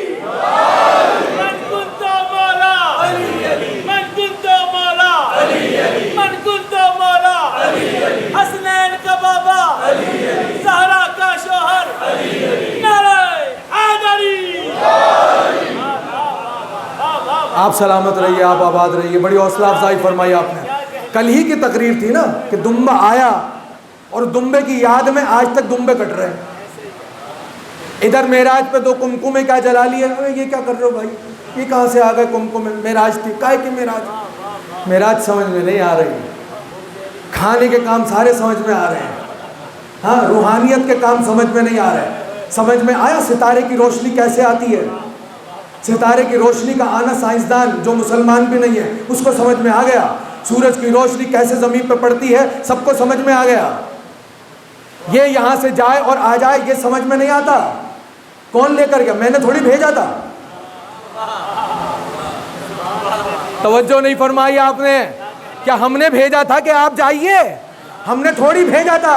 کیا اس وقت کے جو رہنے والے اصحاب تھے کیا اصحاب نے بھیجا تھا؟ نہیں. کیا گھر والوں نے بھیجا تھا؟ نہیں. نہ اس نے یہ کہا کہ تم لے کر آئے، نہ اس نے یہ کہا کہ تم نے بھیجا. اس نے پہلے ہی یہ کہا سبحان الذی اسری بعبدہ. ارے بابرکت ہے، بے عیب ہے وہ ذات جو بندے کو لے گئی. اگر جانا سمجھ میں نہیں آ رہا تو اس کا مطلب یہ نہیں کہ مصطفیٰ سمجھ میں نہیں آ، تمہیں خدا سمجھ میں نہیں آ رہا، تمہیں خدا کی قدرت سمجھ میں نہیں آ رہی. اب اگر تمہیں خدا کی قدرت سمجھ میں نہیں آ رہی تو میرا قصور تھوڑی ہے. اگر تمہیں اس کا سبحان ہونا سمجھ میں نہیں آ رہا تو میرا قصور تھوڑا ہی ہے. بہت اچھے، بہت اچھے. توجہ فرمایا آپ حضرات نے. سبحان الذی اسری بعبدہ. لے گئی وہ ذات، لے گئی وہ ذات. ابھی ایک چھوٹی سی مثال دوں آپ کو. ابھی کچھ دنوں پہلے، نہیں وقت زیادہ نہیں لوں گا، آپ یہ مت کہیے یہ بات بڑھا رہے ہیں اور وقت زیادہ لے رہے ہیں. 2-4 جملوں کی تو اجازت آپ نے دی. ابھی تو آدھا بھی نہیں کہا میں نے، 2-4 کی اجازت دی آپ نے. کچھ دنوں پہلے آپ کے ملک کے حالات ذرا ڈسٹرب تھے پڑوسی ملک کے ساتھ، انڈیا کے ساتھ. ایسے ہی بہت سارے ممالک میں معاملات چلتے رہتے ہیں، ہوتے رہتے ہیں. بعض جو بزرگ بیٹھے ہیں انہوں نے اس سے زیادہ وقت کی جنگیں بھی دیکھی ہوں گی. ایسے حالات میں جہاں فضائی حدود بند ہو جائے، زمینی راستے بند ہو جائیں، تو پھر بھی ایک آواز آتی ہے کہ بھئی ہمارے جو ملک کے شہری ہیں وہ واپس آ جائیں. ان کو لانے کا ہم انتظام کر رہے ہیں. ابھی مثلا حالیہ ایران اور جو کچھ چل رہا تھا معاملہ، اس میں دیکھا زائرین عراق میں بھی پھنسے ہوئے تھے، ایران میں بھی پھنسے ہوئے تھے. پاکستانی حکومت نے کیا اعلان کیا؟ بھائی جو بھی زائرین ہیں ان کو لانے کا انتظام کر رہے ہیں. اسپیس بنتا ہے ایئر اسپیس، مگر اس کے باوجود بھی کویت کے راستے سے ان کو لایا گیا. ہم پریشان تھے کہ ہمیں جانے نہیں دے رہے، وہاں کے رہنے والے پریشان کہ ہمیں یہاں نہیں آنے دے رہے. یہ کون خاص لوگ ہیں؟ نہیں توجہ فرمائی آپ نے. یہ کون خاص لوگ ہیں جنہیں یہاں کا رستہ چھوڑ کر اگر یہ بند ہے تو کویت سے بھی گھما کے لے جایا جا رہا ہے؟ بھائی اس لیے لے کر جایا جا رہا ہے کہ یہ ہمارے ملک کے ہیں. جب ہمارے ملک کے ہیں تو ہماری مرضی، جیسے دل چاہے ویسے لے جائے. تمہارے ملک کا ہوتا تم جانتے، ارے میرے ملک کا ہے، تمہارے ملک کا نہیں. میں جب چاہے، جیسے چاہے، جہاں سے چاہے اسے بلا لوں. یہ تو ظاہر تھا جسے بلا لیا. اگر سفیر پھنس جاتا پھر ایمریٹ سے تھوڑی کہا جاتا، فلائی دبئی سے تھوڑی کہا جاتا، قطر سے تھوڑی کہا جاتا کہ ہمارے ظاہر نکالو. چارٹر بھیجا جاتا. سفیر پھنس گیا. جسے ایسے حالات میں بلایا جاتا ہے وہ سفیر ہوتا ہے. جس کے لیے عمومی اہتمام ہوتے ہیں وہ وہاں کے رہنے والے ہوتے ہیں. جس کے لیے خصوصی اہتمام ہوتا ہے وہ سفیر ہوتا ہے. آتا تو ہمارے پاس بھی ہے، سب کے پاس ایک ہی آتا ہے، پیروں سے کھینچتا ہے اور لے جاتا ہے. ایسا ہی ہے. ابھی چونکہ گزری نہیں تو پتہ نہیں، لیکن سنا ایسا ہی ہے. بس پیروں سے کھینچے گا، لے کے نکل جائے گا. بندہ پڑا رہا، روح گئی. لیکن جب انہیں بلائے گا، انہیں ایسے تھوڑی بلائے گا، انہیں تو بڑے اہتمام سے بلائے گا. اور جس رات کو بلایا، عجیب بات، جس رات کو بلایا اس رات میں دستور یہ تھا ختم مرتبت کا، اپنے گھر میں نہیں رہتے تھے. آج رات یہاں بسر کی، آج رات وہاں بسر کی، آج رات وہاں بسر کی. وہاں سے مراد آج چچا کے گھر میں، آج بہن کے گھر میں، آج کسی کے ساتھ، آج کسی کے ساتھ راتیں بسر کی. تو جس رات بسر کی وہ جناب ام ہانی کا گھر تھا. جناب ام ہانی کا گھر بالکل کعبے کے ساتھ. سبحان الذی اسری بعبدہ لیلا من المسجد الحرام. مسجد حرام سے لے کر گیا. کہاں سے لے کر گیا؟ روایت نے کیا کہا؟ کہاں تھے اس رات؟ ام ہانی کے گھر. ام ہانی کون؟ ابو طالب کی بیٹی. پروردگار اتنا انتظار تو کر کے کافر کے گھر سے مسلمان کے گھر تو آ جائے. مگر خدا تو کچھ بتانا ہی اور چاہ رہا ہے. جسے تم کافر سمجھتے ہو میں اسے اس قابل سمجھتا ہوں کہ اس کے گھر کو کہوں سبحان الذی اسری بعبدہ لیلا من المسجد الحرام.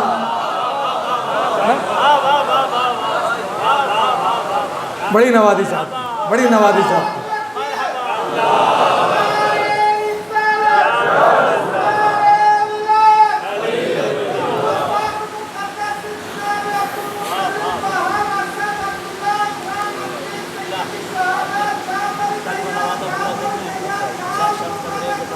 نہیں آیا ہی نہیں.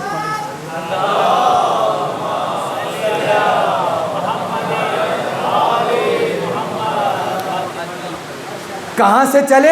ابو طالب کے گھر سے. عجیب بات ہے، آپ معراج بہت سنتے ہیں، بہت سنی ہوئی آپ نے، ابھی رجب میں بھی سنی ہوگی آپ نے، ویسے بھی مجالس میں سنتے رہتے ہیں، تو میں اس کے درمیان میں بہت کچھ بیان نہیں کر رہا، ایک جملہ صرف کہنا چاہ رہا ہوں. یہاں سے چلے وہاں گئے، وہاں گئے گفتگو ہوئی اور پلٹے. جب پلٹے تو بتایا کہ خدا سے گفتگو ہوئی، خدا سے ہاتھ بھی ملایا. تو پوچھنے والوں نے پوچھا کہ بھئی گفتگو ہوئی تو آواز کیسی تھی اور ہاتھ ملایا تو ہاتھ کیسا تھا؟ کہ بس آواز بھی علی کی تھی، ہاتھ بھی علی کا تھا. علی کون ہے؟ ابو طالب کا بیٹا.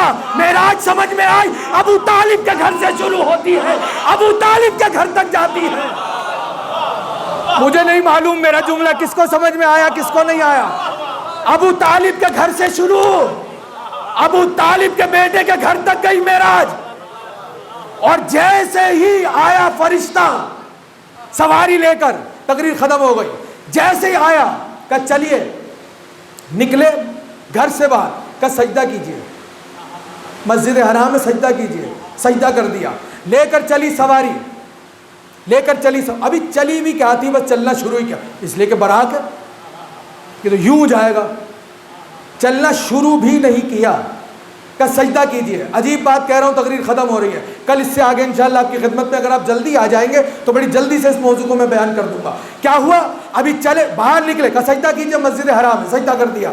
ابھی سواری چلنا شروع ہوئی نہیں تھی کہ سجدہ کیجئے. اب ختم مرتبت فرمانے لگا بھئی یہاں سجدہ کس بات کا؟ کہ اس بات کا سجدہ کہ یہاں پر آپ کی قبر بنے گی، یہاں پر آپ کی قبر بنے گی، یہاں پر آپ کی قبر بنے گی. جہاں ان کی قبر بنتی ہے وہاں سجدہ ہوتا ہے، جہاں ان کی قبر بنتی ہے. پتہ نہیں جملہ پہنچا سکا یا نہیں پہنچا سکا. پتہ یہ چلا جہاں ان کی قبر بنتی ہے وہاں سجدہ ہوتا ہے. اب اگر کوئی حسین کے مزار پہ جا کے پیشانی جھکا دے تو یہ نہ کہنا شرک کرتا ہے اور بدعت کرتا ہے. کہ سجدہ کرو اس لیے کہ آپ کی قبر بننی ہے. سواری ابھی چلی ہی نہیں تھی، براق ہے، چلی ہی نہیں تھی کہ یہاں سجدہ کرو. یہ نہیں سنا ہوگا جو میں سنا رہا ہوں آپ کو، اور اس کے بعد جو ایک جملہ کہہ کے تقریر ختم کر رہا ہوں کبھی نہیں سنا ہوگا. بزرگوں سے معذرت، کبھی نہیں سنا ہوگا. اگر کہیں سنا ہو تو شاید ذہن میں محفوظ ہو آپ کے، لیکن جملہ جو سنا رہا ہوں واقعہ نہیں سنا رہا، جملہ جو ہے میرا اپنا وہ سنا رہا ہوں. چلے کہ یہاں سجدہ، کہ یہ کیا ہے؟ کہ یہ عیسیٰ کی ولادت گاہ ہے.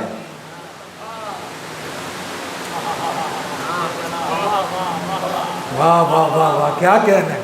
کہا یہ عیسیٰ کی ولادت گاہ ہے، سجدہ کیجئے. ادھر ادھر دیکھا، اچھا عیسیٰ کہاں پیدا ہوئے تھے؟ حضرت عیسیٰ کی والدہ مریم کہاں رہتی تھی؟ بیت المقدس میں. بیت المقدس میں قرآن ڈالا گیا، انتظام کیا گیا، سارا واقعہ آپ کے ذہن میں محفوظ ہے. مگر کیا ہوا؟ جیسے ہی دسمبر کے مہینہ آیا اور دسمبر کے مہینے میں پروردگار عالم نے فرشتے کو بھیجا اور وہ سارا واقعہ ہوا، وقت زیادہ ہو جائے گا، اور اس میں حضرت مریم کے یہاں ولادت کے آثار ظاہر ہونے لگے. تو فرشتے نے آ کر کہا بی بی خدا کہہ رہا ہے اس گھر سے نکلیے، اس گھر سے نکل جائیے، اس لیے کہ یہ لوگوں کا قبلہ و کعبہ ہے، یہ کوئی زچہ خانہ نہیں ہے، آپ یہاں سے نکل جائیے. بی بی نکل گئی باہر. کہاں ہے بیت المقدس؟ فلسطین میں. فلسطین کی سرزمین پر بیت المقدس کی واقع یہ مسجد جو خدا کا گھر ہے، اس میں سے خدا نے کہا بی بی میرے گھر سے نکل جائیے. بیوی میرے گھر سے نکل جائیے. مجھے نہیں پتا جملہ کہاں تک جائے گا کہاں تک نہیں جائے گا, کون کیسے سنے گا کون کیسے نہیں سنے گا. تقریر بہرحال ختم ہو رہی, آپ سے 10 بستہ کل انشاءاللہ آپ نے جو حکم دیا ہے آپ کی خدمت میں سنا دوں گا. وقت زیادہ ہو جاتا ہے, دیگر مجالس بھی ہیں. آخری جملہ اور تقریر ختم ہو گئی. کیا کہا؟ باہر جائیے, یہ عبادت خانہ ہے, یہ لوگوں کا قبلہ و کعبہ ہے, یہ زچہ خانہ نہیں. نکل گئی باہر. مثال دے دوں, میں آیا بڑی دور سے یہاں, مجھے رکھا گیا یہاں. صاحب خانہ ہاشم صاحب, ہاشم اللہ نہ کرے, ہاشم صاحب آئیں, قبلہ باہر آ جائیے. میں کہاں جاؤں؟ باہر نکل کے کیا کہوں؟ ہاشم صاحب مدد تو کرو.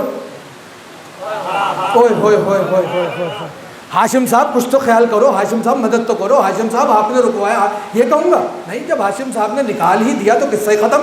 اب تو میں اسے بلاؤں جو ایسے موقع پر کام آتا ہے.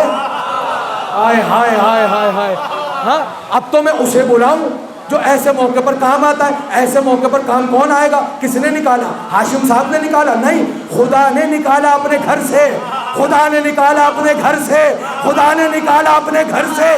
اب جسے خدا اپنے گھر سے نکال دے اس کی مدد کو کون آئے؟ تو مریم جانتی تھی جو خدا کی بارگاہ سے خدا نکالتا ہے اس کی مدد کون کرتا ہے. جیسے ہی باہر آئی ایک مرتبہ دیکھا اور دیکھ کر کہا زہرا کے بیٹے حسین میری مدد کر. ادھر کہا حسین میری مدد کر. اوئے ہوئے ہوئے ہوئے, میں نے بہت کچھ کہہ دیا عزیزان محترم. کاش میرے پاس وقت ہوتا میں بہت کچھ کہتا. جسے خدا نکال دے, جسے خدا نکال دے. کتنے لوگ آپ کو ایسے نظر آتے ہیں جن کے بارے میں لوگ یہ اور مجلس, یہ اور ماتم, یہ اور نوحہ. آپ کون ہیں؟ آپ کون ہیں؟ آپ یہ سمجھتے ہیں اس کی ظاہری زندگی آپ کی نگاہ میں اچھی نہیں ہے؟ کسی ایک مشہور زمانہ کوئی خاتون تھی, اس کے گھر پہ مجلس تھی. لوگوں کو تعجب ہوا کہ اس کے گھر پہ مجلس, یہ کیا مجلس کیا مجلس. چلو وہ صاحب گئے تنزیہ طور پر, مجلس ہو گئی.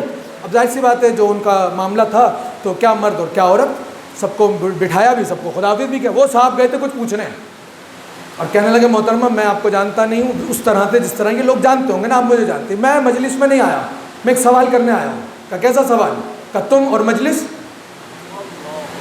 توہین کرتی ہو مجلس کی, تم نے اپنے گھر پہ مجلس کی ہے. مسکرانے لگی وہ عورت اور جانتے مسکرا کے کیا کہا؟ کہ میرے بھائی تو سمجھا نہیں میں نے مجلس کی کیوں ہے. کہ کیوں کی ہے؟ کہ جرم جب زیادہ ہوتا ہے تو وکیل بھی بڑا کیا جاتا ہے. کہ کیا تجھے تاریخ نہیں پتا؟ کیا تجھے تاریخ نے؟ وہ اپنا سمو لے کر وہاں سے آ گیا. جسے خدا نکال دے کہ جائیے کہ مدد کیجئے, بس جیسے ہی کم مدد, زمین لپٹ گئی, زمین لپٹ گئی, ختم ہو گئی تقریر. زمین لپٹ گئی, زمین لپٹی تو فرات کا کنارہ بن گئی. فرات کا کنارہ بنی تو فرات کے کنارے میں گہرائی ہو گئی. اس گہرائی میں ایک لگا تھا کھجور کا درخت. دسمبر کا مہینہ, کھجوریں آتی ہیں دسمبر میں نہیں. حضرت عیسیٰ ہو گئے, دنیا میں آ گئے, تشریف لے آئے. جب تشریف لے آئے تو کہا کھاؤں کیا؟ کہ درخت پہ ہاتھ رکھیے. دسمبر میں آتی نہیں مگر کا ہاتھ رکھیے. دسمبر میں کھجور ہوتی نہیں مگر کا درخت پہ ہاتھ رکھیے. جیسے ہی ہاتھ رکھا سوکھا ہوا درخت ہرا بھرا ہو گیا. تازے خرمے آ گئے, خرمے اتر کر آ گئے. ہر سال دسمبر میں مسلمان عیسائیوں کو مبارکباد دیتے ہیں, بھائی کرسمس کی مبارکباد ہو, عیسیٰ دنیا میں آئے. جب دنیا میں آئے تو اس درخت کے نیچے بیٹھے کہ جہاں خشک تھا مگر مریم نے ہاتھ رکھا ہرا بھرا ہو گیا. تازے تازے خرمے نکل کر آ گئے. ہر مسلمان کہہ رہا ہے, ہر مسلمان سمجھ رہا, ہر مسلمان سمجھا بھی رہا ہے. سب کو سمجھ میں آیا کہ اگر عیسیٰ کے مریم کے یہاں عیسیٰ پیدا ہو تو قدرت اگر نہ چاہے تو کر کے دکھا دے کہ خشک درخت سے تازے خرما پیدا کر دے. سب کو سمجھ میں آئے. ارے عیسیٰ کے لیے اتنا اہتمام, اگر میں یہ کہہ دوں علی کی ماں کے لیے جنت سے دسترخوان آیا. کسی کو سمجھ میں نہیں آتا, کسی کو سمجھ میں نہیں آتا. سمجھ میں پتہ کب آئے گا؟ علی کو ہٹا دیجئے, علی کو ہٹا دیجئے, معراج بھی سمجھ میں آ جائے گی, بی بی کا کعبے جانا بھی سمجھ میں آ جائے گا. علی کو ہٹا دیجئے. خاک پر پیدا ہوئے عیسیٰ, عجیب بات، تقریر ختم، واقعاً قدم. خاک پر پیدا ہوئے عیسیٰ، خاک کربلا پہ پیدا ہوئے عیسیٰ، مٹی پر پیدا ہوئے عیسیٰ. جاوید بھائی دعاؤں میں یاد رکھیے گا. ہاشم صاحب خصوصی دعا چاہیے آپ سے. حیدری صاحب خاک پر پیدا ہوئے. کوئی ہاسپٹل نہیں تھا، کوئی گھر نہیں تھا. جیسے گھروں میں اس وقت بھی ولادتیں ہوتی تھی، گھر نہیں ہے، خاک ہے، مٹی ہے. کربلا کی مٹی پر پیدا ہوئے عیسیٰ. حماد بھائی مٹی پر پیدا ہوئے عیسیٰ، خاک پر پیدا ہوئے عیسیٰ. کہاں کی خاک ہے؟ کربلا کی خاک. ذرا میرے ساتھ بول دیجئے گا مل کر تاکہ ذہن متوجہ ہو جائے. جملہ کہہ دوں اور دو جملے مصائب کے. کہاں پیدا ہوئے عیسیٰ؟ مٹی پر. کہاں پیدا ہوئے عیسیٰ؟ خاک پر. کس زمین پر پیدا ہوا عیسیٰ؟ زمین کربلا. کوئی اور نام بھی ہے؟ ارے خاک شفا پہ پیدا ہوئے عیسیٰ. اب سمجھ میں آیا؟ جو خاک شفا پہ پیدا ہوتا ہے بیماروں کو چھو لے تو شفا دیتا ہے. اب جو وہاں رہتا ہوگا وہ بیماروں کو شفا لے، مردے زندہ کرے.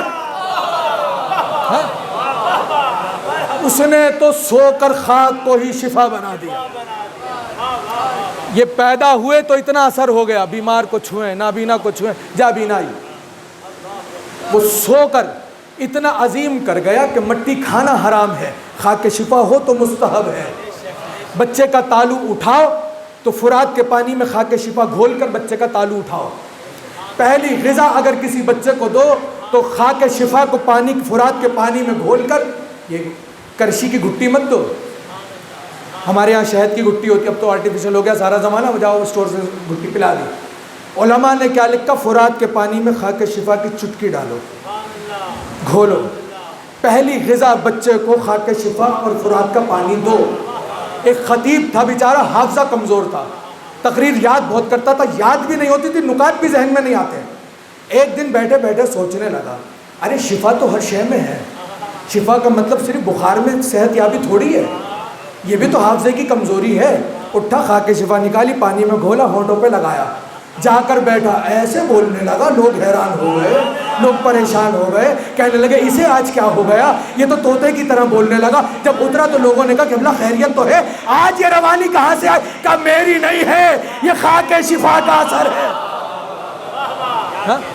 جس خاک پہ حسین سوئے اسے خاک شفا بنا دیا.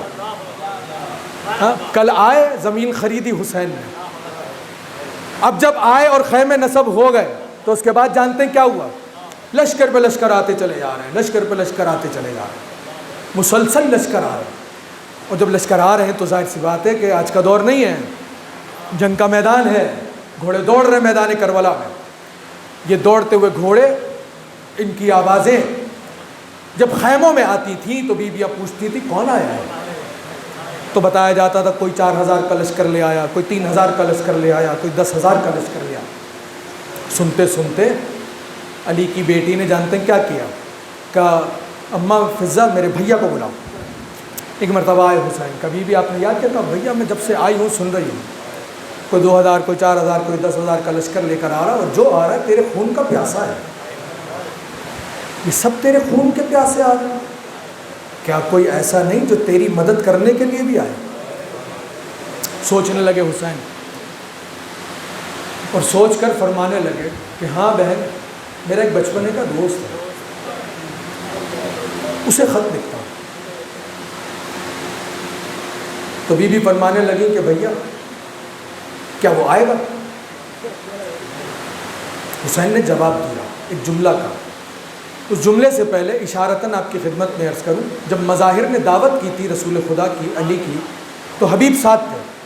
تو حبیب نے کہا کہ یا رسول اللہ آپ آئیں گے تو میرے دوست کو بھی لے کر آئیے گا. کہا ٹھیک ہے. رسول خدا نے گھر آ کر بتایا کہ بیٹا حسین تمہارے دوست نے تمہیں دعوت پہ بلایا ہے، اس کے والد نے ہمیں بلایا ہے. کہا چلیں گے.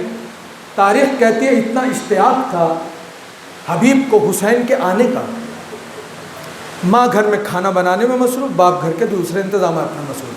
حبیب گھر کی چھت پہ جا کر نگاہیں وہاں لگا کر کھڑے ہو گئے اس راستے پر جہاں سے حسین نے آنا تھا. یہ خیال نہیں ہے حبیب کو کہ کہاں چھت ختم ہو جائے گی، کہیں سے میں گر تو نہیں جاؤں گا. یہ عشق ہے حبیب کا حسین کے ساتھ. کتاب کہتی ہے، روایت کہتی ہے کہ اتنے میں وہ نگاہیں کبھی یہاں جاتے، کبھی باپ کو آواز دے کے کہتے آئیں گے رسول، بالکل آئیں گے، رسول نے کہا ہم آئیں گے، تو اس پہ سوال کی گنجائش ہی نہیں کہ آئیں گے یا نہیں آئیں گے۔ اسی اثنا میں حبیب کا پیر چھت سے پھسل گیا اور آ کر زمین پر گر گیا، منہ کے بل گرے تھے، حبیب کا سر پھٹ گیا، جیسے گرے ادھر سے ماں دوڑی، ادھر سے باپ دوڑا، دونوں دوڑتے ہوئے کیا دیکھا، ایسا خون بہ رہا ہے جیسے بکرا ذبح کر دیا۔ حبیب کو بہت ہلایا مگر حبیب کے جسم سے جان نکل چکی۔ کس کا گھر ہے؟ عاشق رسول کا گھر ہے، عاشق علی کا گھر ہے۔ ماں تو پھر ماں ہوتی ہے، بیٹا مر گیا اور وہ بھی خون میں نہایا ہوا۔ ماں نے جیسے رونا شروع کیا تو باپ نے کہا خبردار، رو نہیں، رسول اللہ نے ہمارے گھر آنا ہے، علی نے ہمارے گھر آنا ہے، اس رونے کی آواز کو سنیں گے انہیں اچھا نہیں لگے گا، جلدی خون صاف کر، میں اپنے بیٹے کی میت کو کمرے میں رکھ دیتا ہوں، جب دعوت ختم ہو جائے گی وہ چلے جائیں گے تو پھر اس کا غسل و کفن کر کے اس کو دفنا دیں گے۔ ماں نے خون صاف کیا، باپ نے بیٹے کی میت کو لیا، کمرے میں رکھ دیا، دروازے کو بند کر دیا۔ تھوڑی دیر گزری، رسول خدا آ گئے علی کے ساتھ، حسن کے ساتھ اور حسین کے ساتھ۔ نہ باپ کے چہرے پہ آثار کہ جوان بیٹا مر گیا، نہ ماں کی کوئی آہو فغا۔ دسترخوان سجایا گیا، کھانا چن دیا گیا۔ جب کھانا چن دیا گیا تو مظاہر کہنے لگا یا رسول اللہ آغاز کیجئے، بسم اللہ کیجئے۔ رسول خدا فرمانے لگے مظاہر نہ جانے کیوں آج میرا دل چاہ رہا ہے، ہم میں سب سے چھوٹا حسین ہے، میں چاہتا ہوں آج کھانے کا آغاز حسین کرے۔ یہ کہہ کر رسول خدا نے اپنے نواسے کو دیکھا کہ بیٹا حسین بسم اللہ کیجئے۔ حسین ہے۔ نانا کو دیکھا کہ نانا آپ کا حکم سر آنکھوں پر، لیکن مسئلہ یہ ہے آپ کو بلایا ہے مظاہر نے، وہ دسترخوان پر بیٹھے ہیں، مجھے میرے دوست حبیب نے بلایا مگر دسترخوان پر نہیں ہے، جب تک حبیب نہیں آئے گا میں کھانا نہیں کھاؤں گا۔ اللہ اکبر۔ یہ بچوں کے لیے اتنی تفصیل سنا دی میں نے، بزرگ تو جانتے ہی ہیں کہ جب تک میرا دوست نہیں آئے گا، کہا چلو آنے دو۔ پھر انتظار ہونے لگا، کچھ دیر گزری، مظاہر نے پھر کہا یا رسول اللہ، کہ میرا دل چاہتا ہے حسین۔ کہ حسین؟ کہ بابا جس نے آپ کو بلایا، نانا جس نے آپ کو بلایا وہ ہے، جس نے مجھے بلایا وہ نہیں ہے، میں اس کے بغیر کھانا نہیں کھاؤں گا۔ مظاہر خاموش، پھر ادھر ادھر کی باتیں، پھر یہی جملہ، پھر ادھر ادھر کی باتیں، پھر یہ جملہ۔ صاحب توضیح ازاں نے لکھا 7 مرتبہ تکرار ہوئی۔ جب 7ویں مرتبہ کہہ چکے مظاہر اور 7ویں مرتبہ رسول خدا فرما چکے اور 7ویں مرتبہ حسین فرما چکے کہ نانا وہ ہے جس نے آپ کو بلایا، وہ نہیں ہے جس نے مجھے بلایا، جب تک وہ نہیں آئے گا حسین کھانا نہیں کھائیں گے۔ اتنے میں مظاہر نے کہا یہ اگر سلسلہ چلتا رہا تو کیسے قصہ ختم ہوگا؟ تو بڑا حوصلہ کر کے کہ دسترخوان بھی سجا ہوا ہے اور ایسے میں بتاؤں کہ میرا بیٹا تو مر گیا، وہ نہیں آئے گا، بتاؤں تو کیسے بتاؤں؟ بڑا حوصلہ چاہیے ایک محبت کرنے والے کے لیے۔ تو کیا کیا، دسترخوان سے ذرا سا پیچھے ہوئے اور ایسے گھٹنوں کے بل اٹھ کے کھڑے ہوئے، جیسے 4 لوگوں کے درمیان کوئی کہنے کے لیے اپنے قد کو اونچا کرے۔ یہ قد اونچا کر کے کہنے لگے مولا آپ حبیب کا انتظار تو کر رہے ہیں، یہ آپ کی اور حبیب کی محبت ہے، مگر اصل میں مسئلہ یہ ہے کہ جس کا انتظار آپ کر رہے ہیں وہ کہا ہی تھا کہ حسین اپنی جگہ سے بلند ہوئے اور ہاتھ کا اشارہ کر کے مظاہر کی طرف کہنے لگے چچا مظاہر جو آپ کہنے چاہ رہے ہیں وہ کہیے گا نہیں، وہ کہیے گا نہیں، وہ کہیے گا نہیں۔ کہ مولا جو میں کہنا چاہتا ہوں اگر وہ آپ جانتے ہیں تو پھر آپ سمجھتے ہیں کہ حبیب آئے گا نہیں۔ اتنا سنا اور ایک مرتبہ اس بند دروازے کی طرف دیکھا اور دیکھ کر کہنے لگے حبیب کیا تمہیں معلوم نہیں ہے حسین کو انتظار کرنے کی زیادہ عادت نہیں ہے، حسین کو کتنا انتظار کرواؤ گے؟ یہ کہہ کر اٹھ کے کھڑے ہوئے اور حبیب ادھر سے کھڑے ہو کے کہنے لگے مولا اب حبیب نہیں آئے گا۔ یہ کہہ کر حسین نے ہاتھوں کو بڑھا کہ حبیب جلدی آ، حسین تیرا انتظار کر رہا ہے۔ راوی کہتا اتنا کہنا تھا دروازہ ہلنے لگا، ہلتا دروازہ کھلا، حبیب دوڑتا ہوا آیا، حسین سے گلے لگا۔ حسین نے مظاہر کو دیکھا اور دیکھ کر کہا ارے چچا کیسے ہو سکتا ہے حسین بلائے حبیب نہ آئے، کیسے ہو سکتا ہے؟ میں نے کوئی مصائب تو پڑھے ہی نہیں،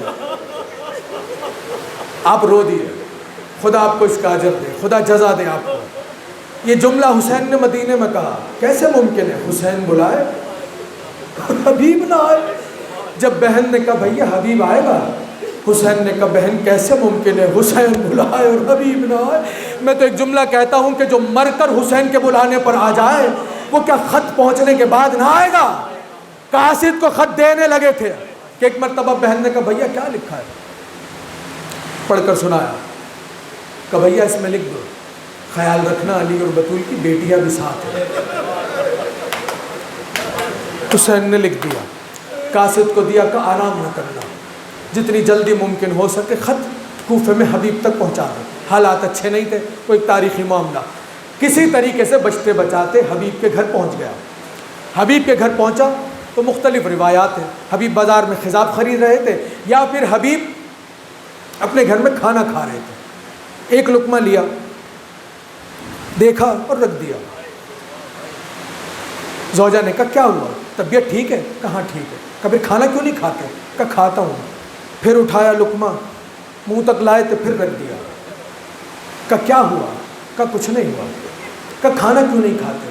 پہلا لقمہ لیا کہ ہچکی لگی، کہا میرا دل مطمئن نہیں ہو رہا، مجھے ایسا لگ رہا ہے کچھ اچھا نہیں ہونے والا، یہ کہہ کر رکھ دیا۔ تو زوجہ نے کہا کھانا تو کھاؤ، کہا تمہیں جتنا کھانا ہے تم کھا لو۔ یہ باتیں ہو رہی ان دونوں کے درمیان، اتنے میں دروازے پر دستک ہوئی۔ حبیب نے دستک سنی اور ایک مرتبہ حبیب گئے دروازے پر، دروازہ کھولا، دیکھا کوئی کھڑا، کہا کون؟ کہا انا برید الحسین، حسین کا قاصد ہوں۔ فوراً بازو سے پکڑا، کہا مولا کا قاصد دروازے کے باہر کیا کر رہا ہے؟ گھر میں آ۔ گھر میں لے آیا، کہا کیسے آنا ہوا؟ خط نکالا، کہا مولا نے خط بھیجا ہے، کبھی آنکھوں سے لگا کر، کبھی ہونٹوں سے لگا کر، کبھی رخساروں سے لگا کر۔ لگانے کے بعد کہا تو رک، میں آتا ہوں۔ یہ کہہ کر صحن خانہ میں آئے، خط کو کھولا، پڑھا، لپیٹ دیا۔ زوجہ کہنے لگی کون ہے؟ کہ میرے مولا کا قاصد آیا ہے۔ کہ کیا لکھا ہے؟ کہ لکھا ہے کہ حبیب میں کربلا میں نرغہ آدھا میں گر گیا ہوں، اگر ہو سکتا ہے تو میری مدد کرنے کے لیے آ جا۔ کہ پھر؟ کہ سوچ رہا ہوں۔ کہ کیا سوچ رہا ہے؟ کہ سوچ رہا ہوں چلا جاؤں، لیکن پھر سوچتا ہوں اگر گیا اور مارا گیا تیرا کیا ہوگا؟ تو کس کے سہارے یہ زندگی گزارے گی؟ کہ خط دکھا۔ خط دیکھ کر زوجہ نے پڑھا، پڑھ کر حبیب کے ہاتھوں پر رکھا، کہ حبیب یہ خط تو رکھ لے، یہ خط رکھ لے، اپنی تلوار مجھے دے دے اور مجھے اتنی اجازت دے دے کہ میں حسین کی مدد کرنے کربلا چلی جاؤں۔ حبیب نے کہا یہ تو کیا کہہ رہی ہے؟ کہ کیوں یہ نہ کہوں؟ کہ کیوں کہہ رہی ہے ایسا؟ کہ اس لیے کہ تو نے پڑھا نہیں حسین نے کیا لکھا ہے؟ حبیب خیال رکھنا زہرا کی بیٹیاں بھی میرے ساتھ ہیں، اور تو سوچ رہا ہے۔ حبیب نے سینہ چوڑا کیا کہ ارے میں تو تیرا امتحان لے رہا تھا کہ تو اس امتحان میں کہاں تک جاتی ہے۔ میں سرخرو ہو گیا کہ میری زوجہ اتنی محبت اہل بیت رکھنے والی ہے۔ بس آ کر قاصد سے کہا تو جا، اپنے غلام کو بلایا، کہ دیکھ حالات اچھے نہیں ہیں، میری سواری کو لے کر کوفے کی طرف چلا جا، کوفے کی فلاں سمت میں چلا جا۔ میں آیا بس کچھ دیر میں، جانتے ہیں کیا ہوا؟ سواری لے کر غلام چلا گیا۔ حبیب بنیادی طور پر زمیندار تھے، کوفے کے حالات ایسے تھے کسی کو باہر نکلنے کی اجازت نہیں تھی سوائے زمینداروں کے۔ ایک مرتبہ جب حبیب باہر نکلے تو سپاہیوں نے روک لیا، کہ کہاں؟ کہ زمینوں کو معائنہ کرنے جا رہا ہوں۔ چھوڑ دیا حبیب کو، حبیب چلے، دوسرے سپاہی ٹکرا گئے، کہاں جا رہے ہو؟ کہ زمینوں کا معائنہ کرنا ہے۔ تیسری پوسٹ پہ روک لیا، اب مسلسل روکنے کی وجہ سے دیر ہو رہی ہے حبیب کو۔ حبیب سب کو جلدی جلدی جواب دیتے ہوئے جا رہے ہیں، زمینوں کا معائنہ کرنے جا رہا ہوں، زمینوں کا معائنہ کرنے جا رہا ہوں۔ غلام، حبیب کا غلام جو حبیب کی سواری کی لجام تھامے کھڑا تھا، اس نے ایک عجیب و غریب منظر دیکھ لیا۔ مجھ سے کہا گیا کہ اگر جناب حبیب پڑھیں تو ذرا تفصیل سے سنا دیے گا، اس لیے میں تفصیل میں جا رہا ہوں، اب آپ جیسے دل چاہے ویسے سن لیجیے گا۔ لجام کو تھامے کھڑا، کبھی دیکھ رہا ہے راستے پہ کب آئے گا میرا مولا، کب آئے گا میرا مولا۔ اتنے میں اس نے سواری کو دیکھا، کیا دیکھا؟ حبیب کا گھوڑا رو رہا ہے۔ غلام نے دیکھا تو غلام بھی رو پڑا۔ اب حبیب بالکل قریب ہے، رات کا سناٹا، حبیب بالکل قریب ہے۔ حبیب قریب پہنچے تو دیکھا کہ سواری رو رہی ہے اور غلام اس کے چہرے پر ہاتھ پھیر پھیر کر کہہ رہا ہے، اے میرے مولا کی سواری تو رو نہیں، اگر میرا اور تیرا مولا نہیں آیا میں تجھ پر سوار ہو جاؤں گا، ہم دونوں کربلا حسین کی مدد کرنے چلیں گے۔ اتنا سنا حبیب نے قدم رو کے سرد آہ بھری اور ایک مرتبہ آنسو بہا کر کہنے لگے، ارے کیا زہرا کا لال اتنا غریب ہو گیا کہ اس پر اب جانور اور غلام بھی آنسو بہانے لگے۔ ایک مرتبہ آئے قریب جلدی سے اور سواری پہ سوار ہوئے، اور سوار ہونے کے بعد کہا، جا میں نے تجھے راہ خدا میں آزاد کر دیا۔ اتنا سنا تو غلام دھاڑے مار مار کر رونے لگا، کہا آہستہ رو، اتنی بلند آواز سے دور ہو رہا ہے، کہا مولا تو نے انصاف نہیں کیا، ارے جا رہا ہے زہرا کے لال پہ قربان ہونے، مجھے آزاد کر رہا ہے، مجھے آزادی نہیں چاہیے، کہ بس جلدی سے بیٹھ جا۔ ایک ہی سواری پہ غلاموں آ کر بیٹھے اور چلے دوڑ لگاتے ہوئے۔ جب کربلا کے میدان میں پہنچے حبیب، ایک مرتبہ فضا گونج گئی نعروں سے، تکبیر کی صدائیں آ رہی تھی، یہ آوازیں پہنچی خیموں میں۔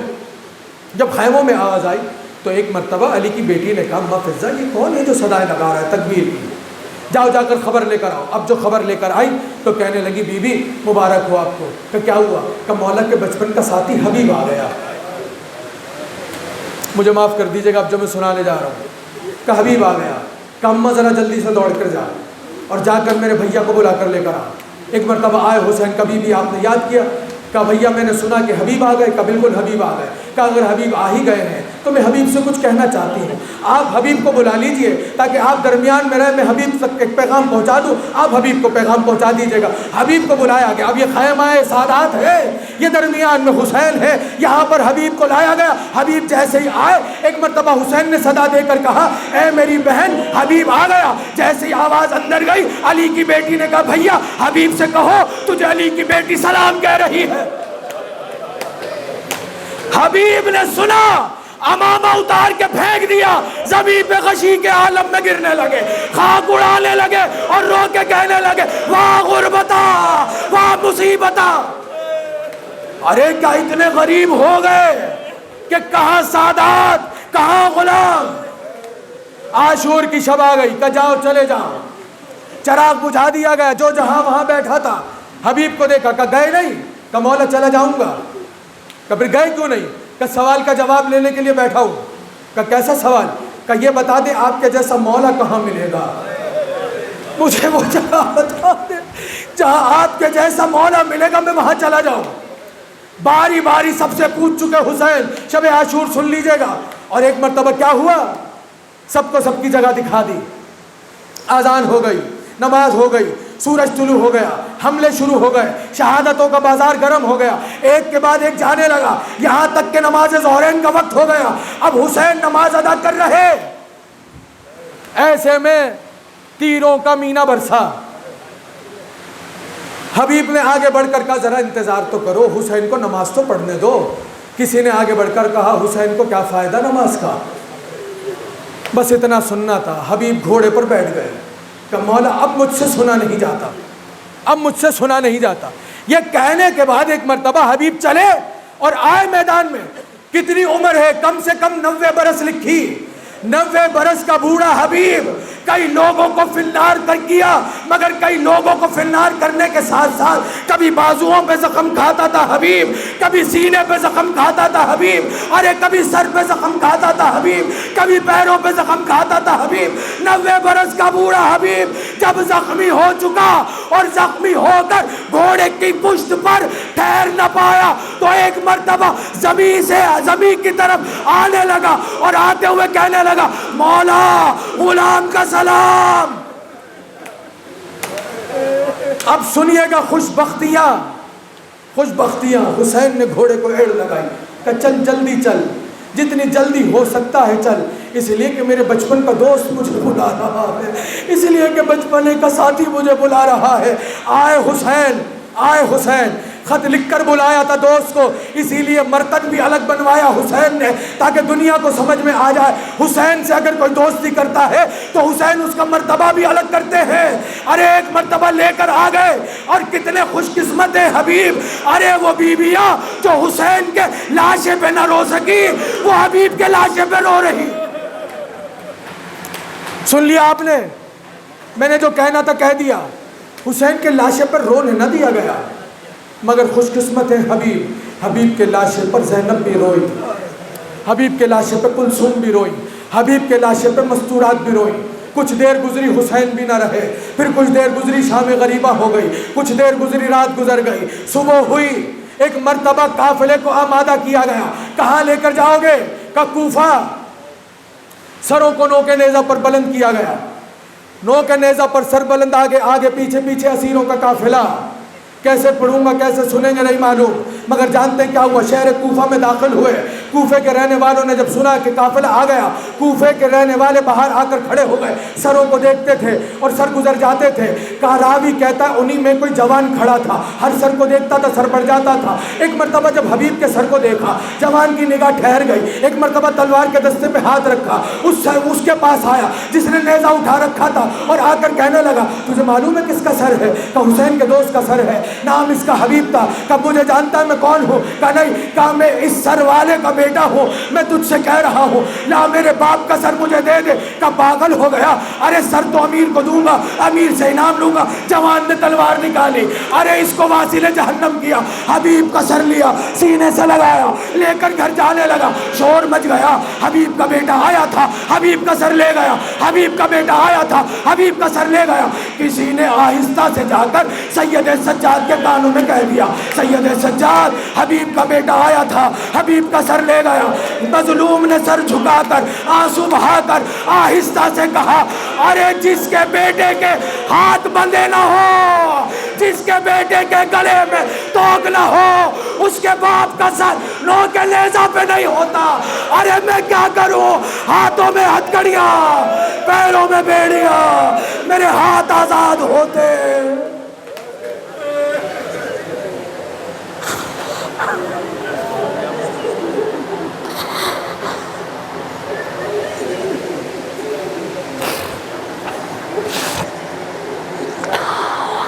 وَسَيَعْلَمُ الَّذِينَ ظَلَمُوا أَيَّ مُنْقَلَبٍ يَنْقَلِبُونَ۔ پروردگار بحق محمد اور آل محمد اس قلیل عبادت کو اپنی بارگاہ میں شرف قبولیت عطا فرما۔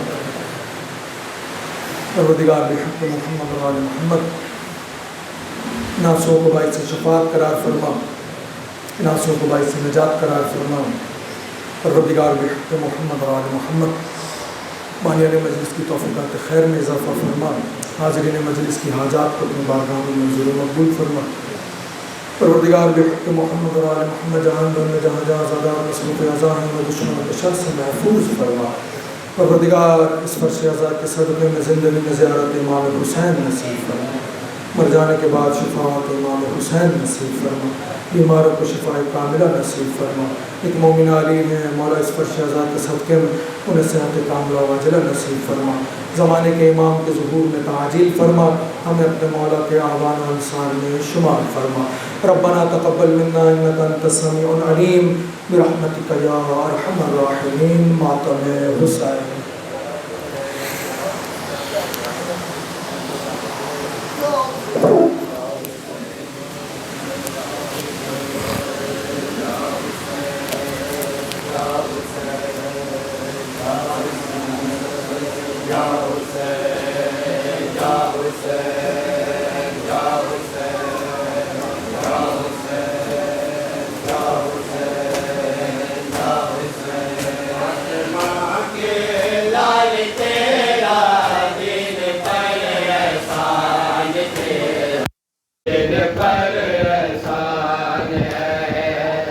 فاطمہ کے لال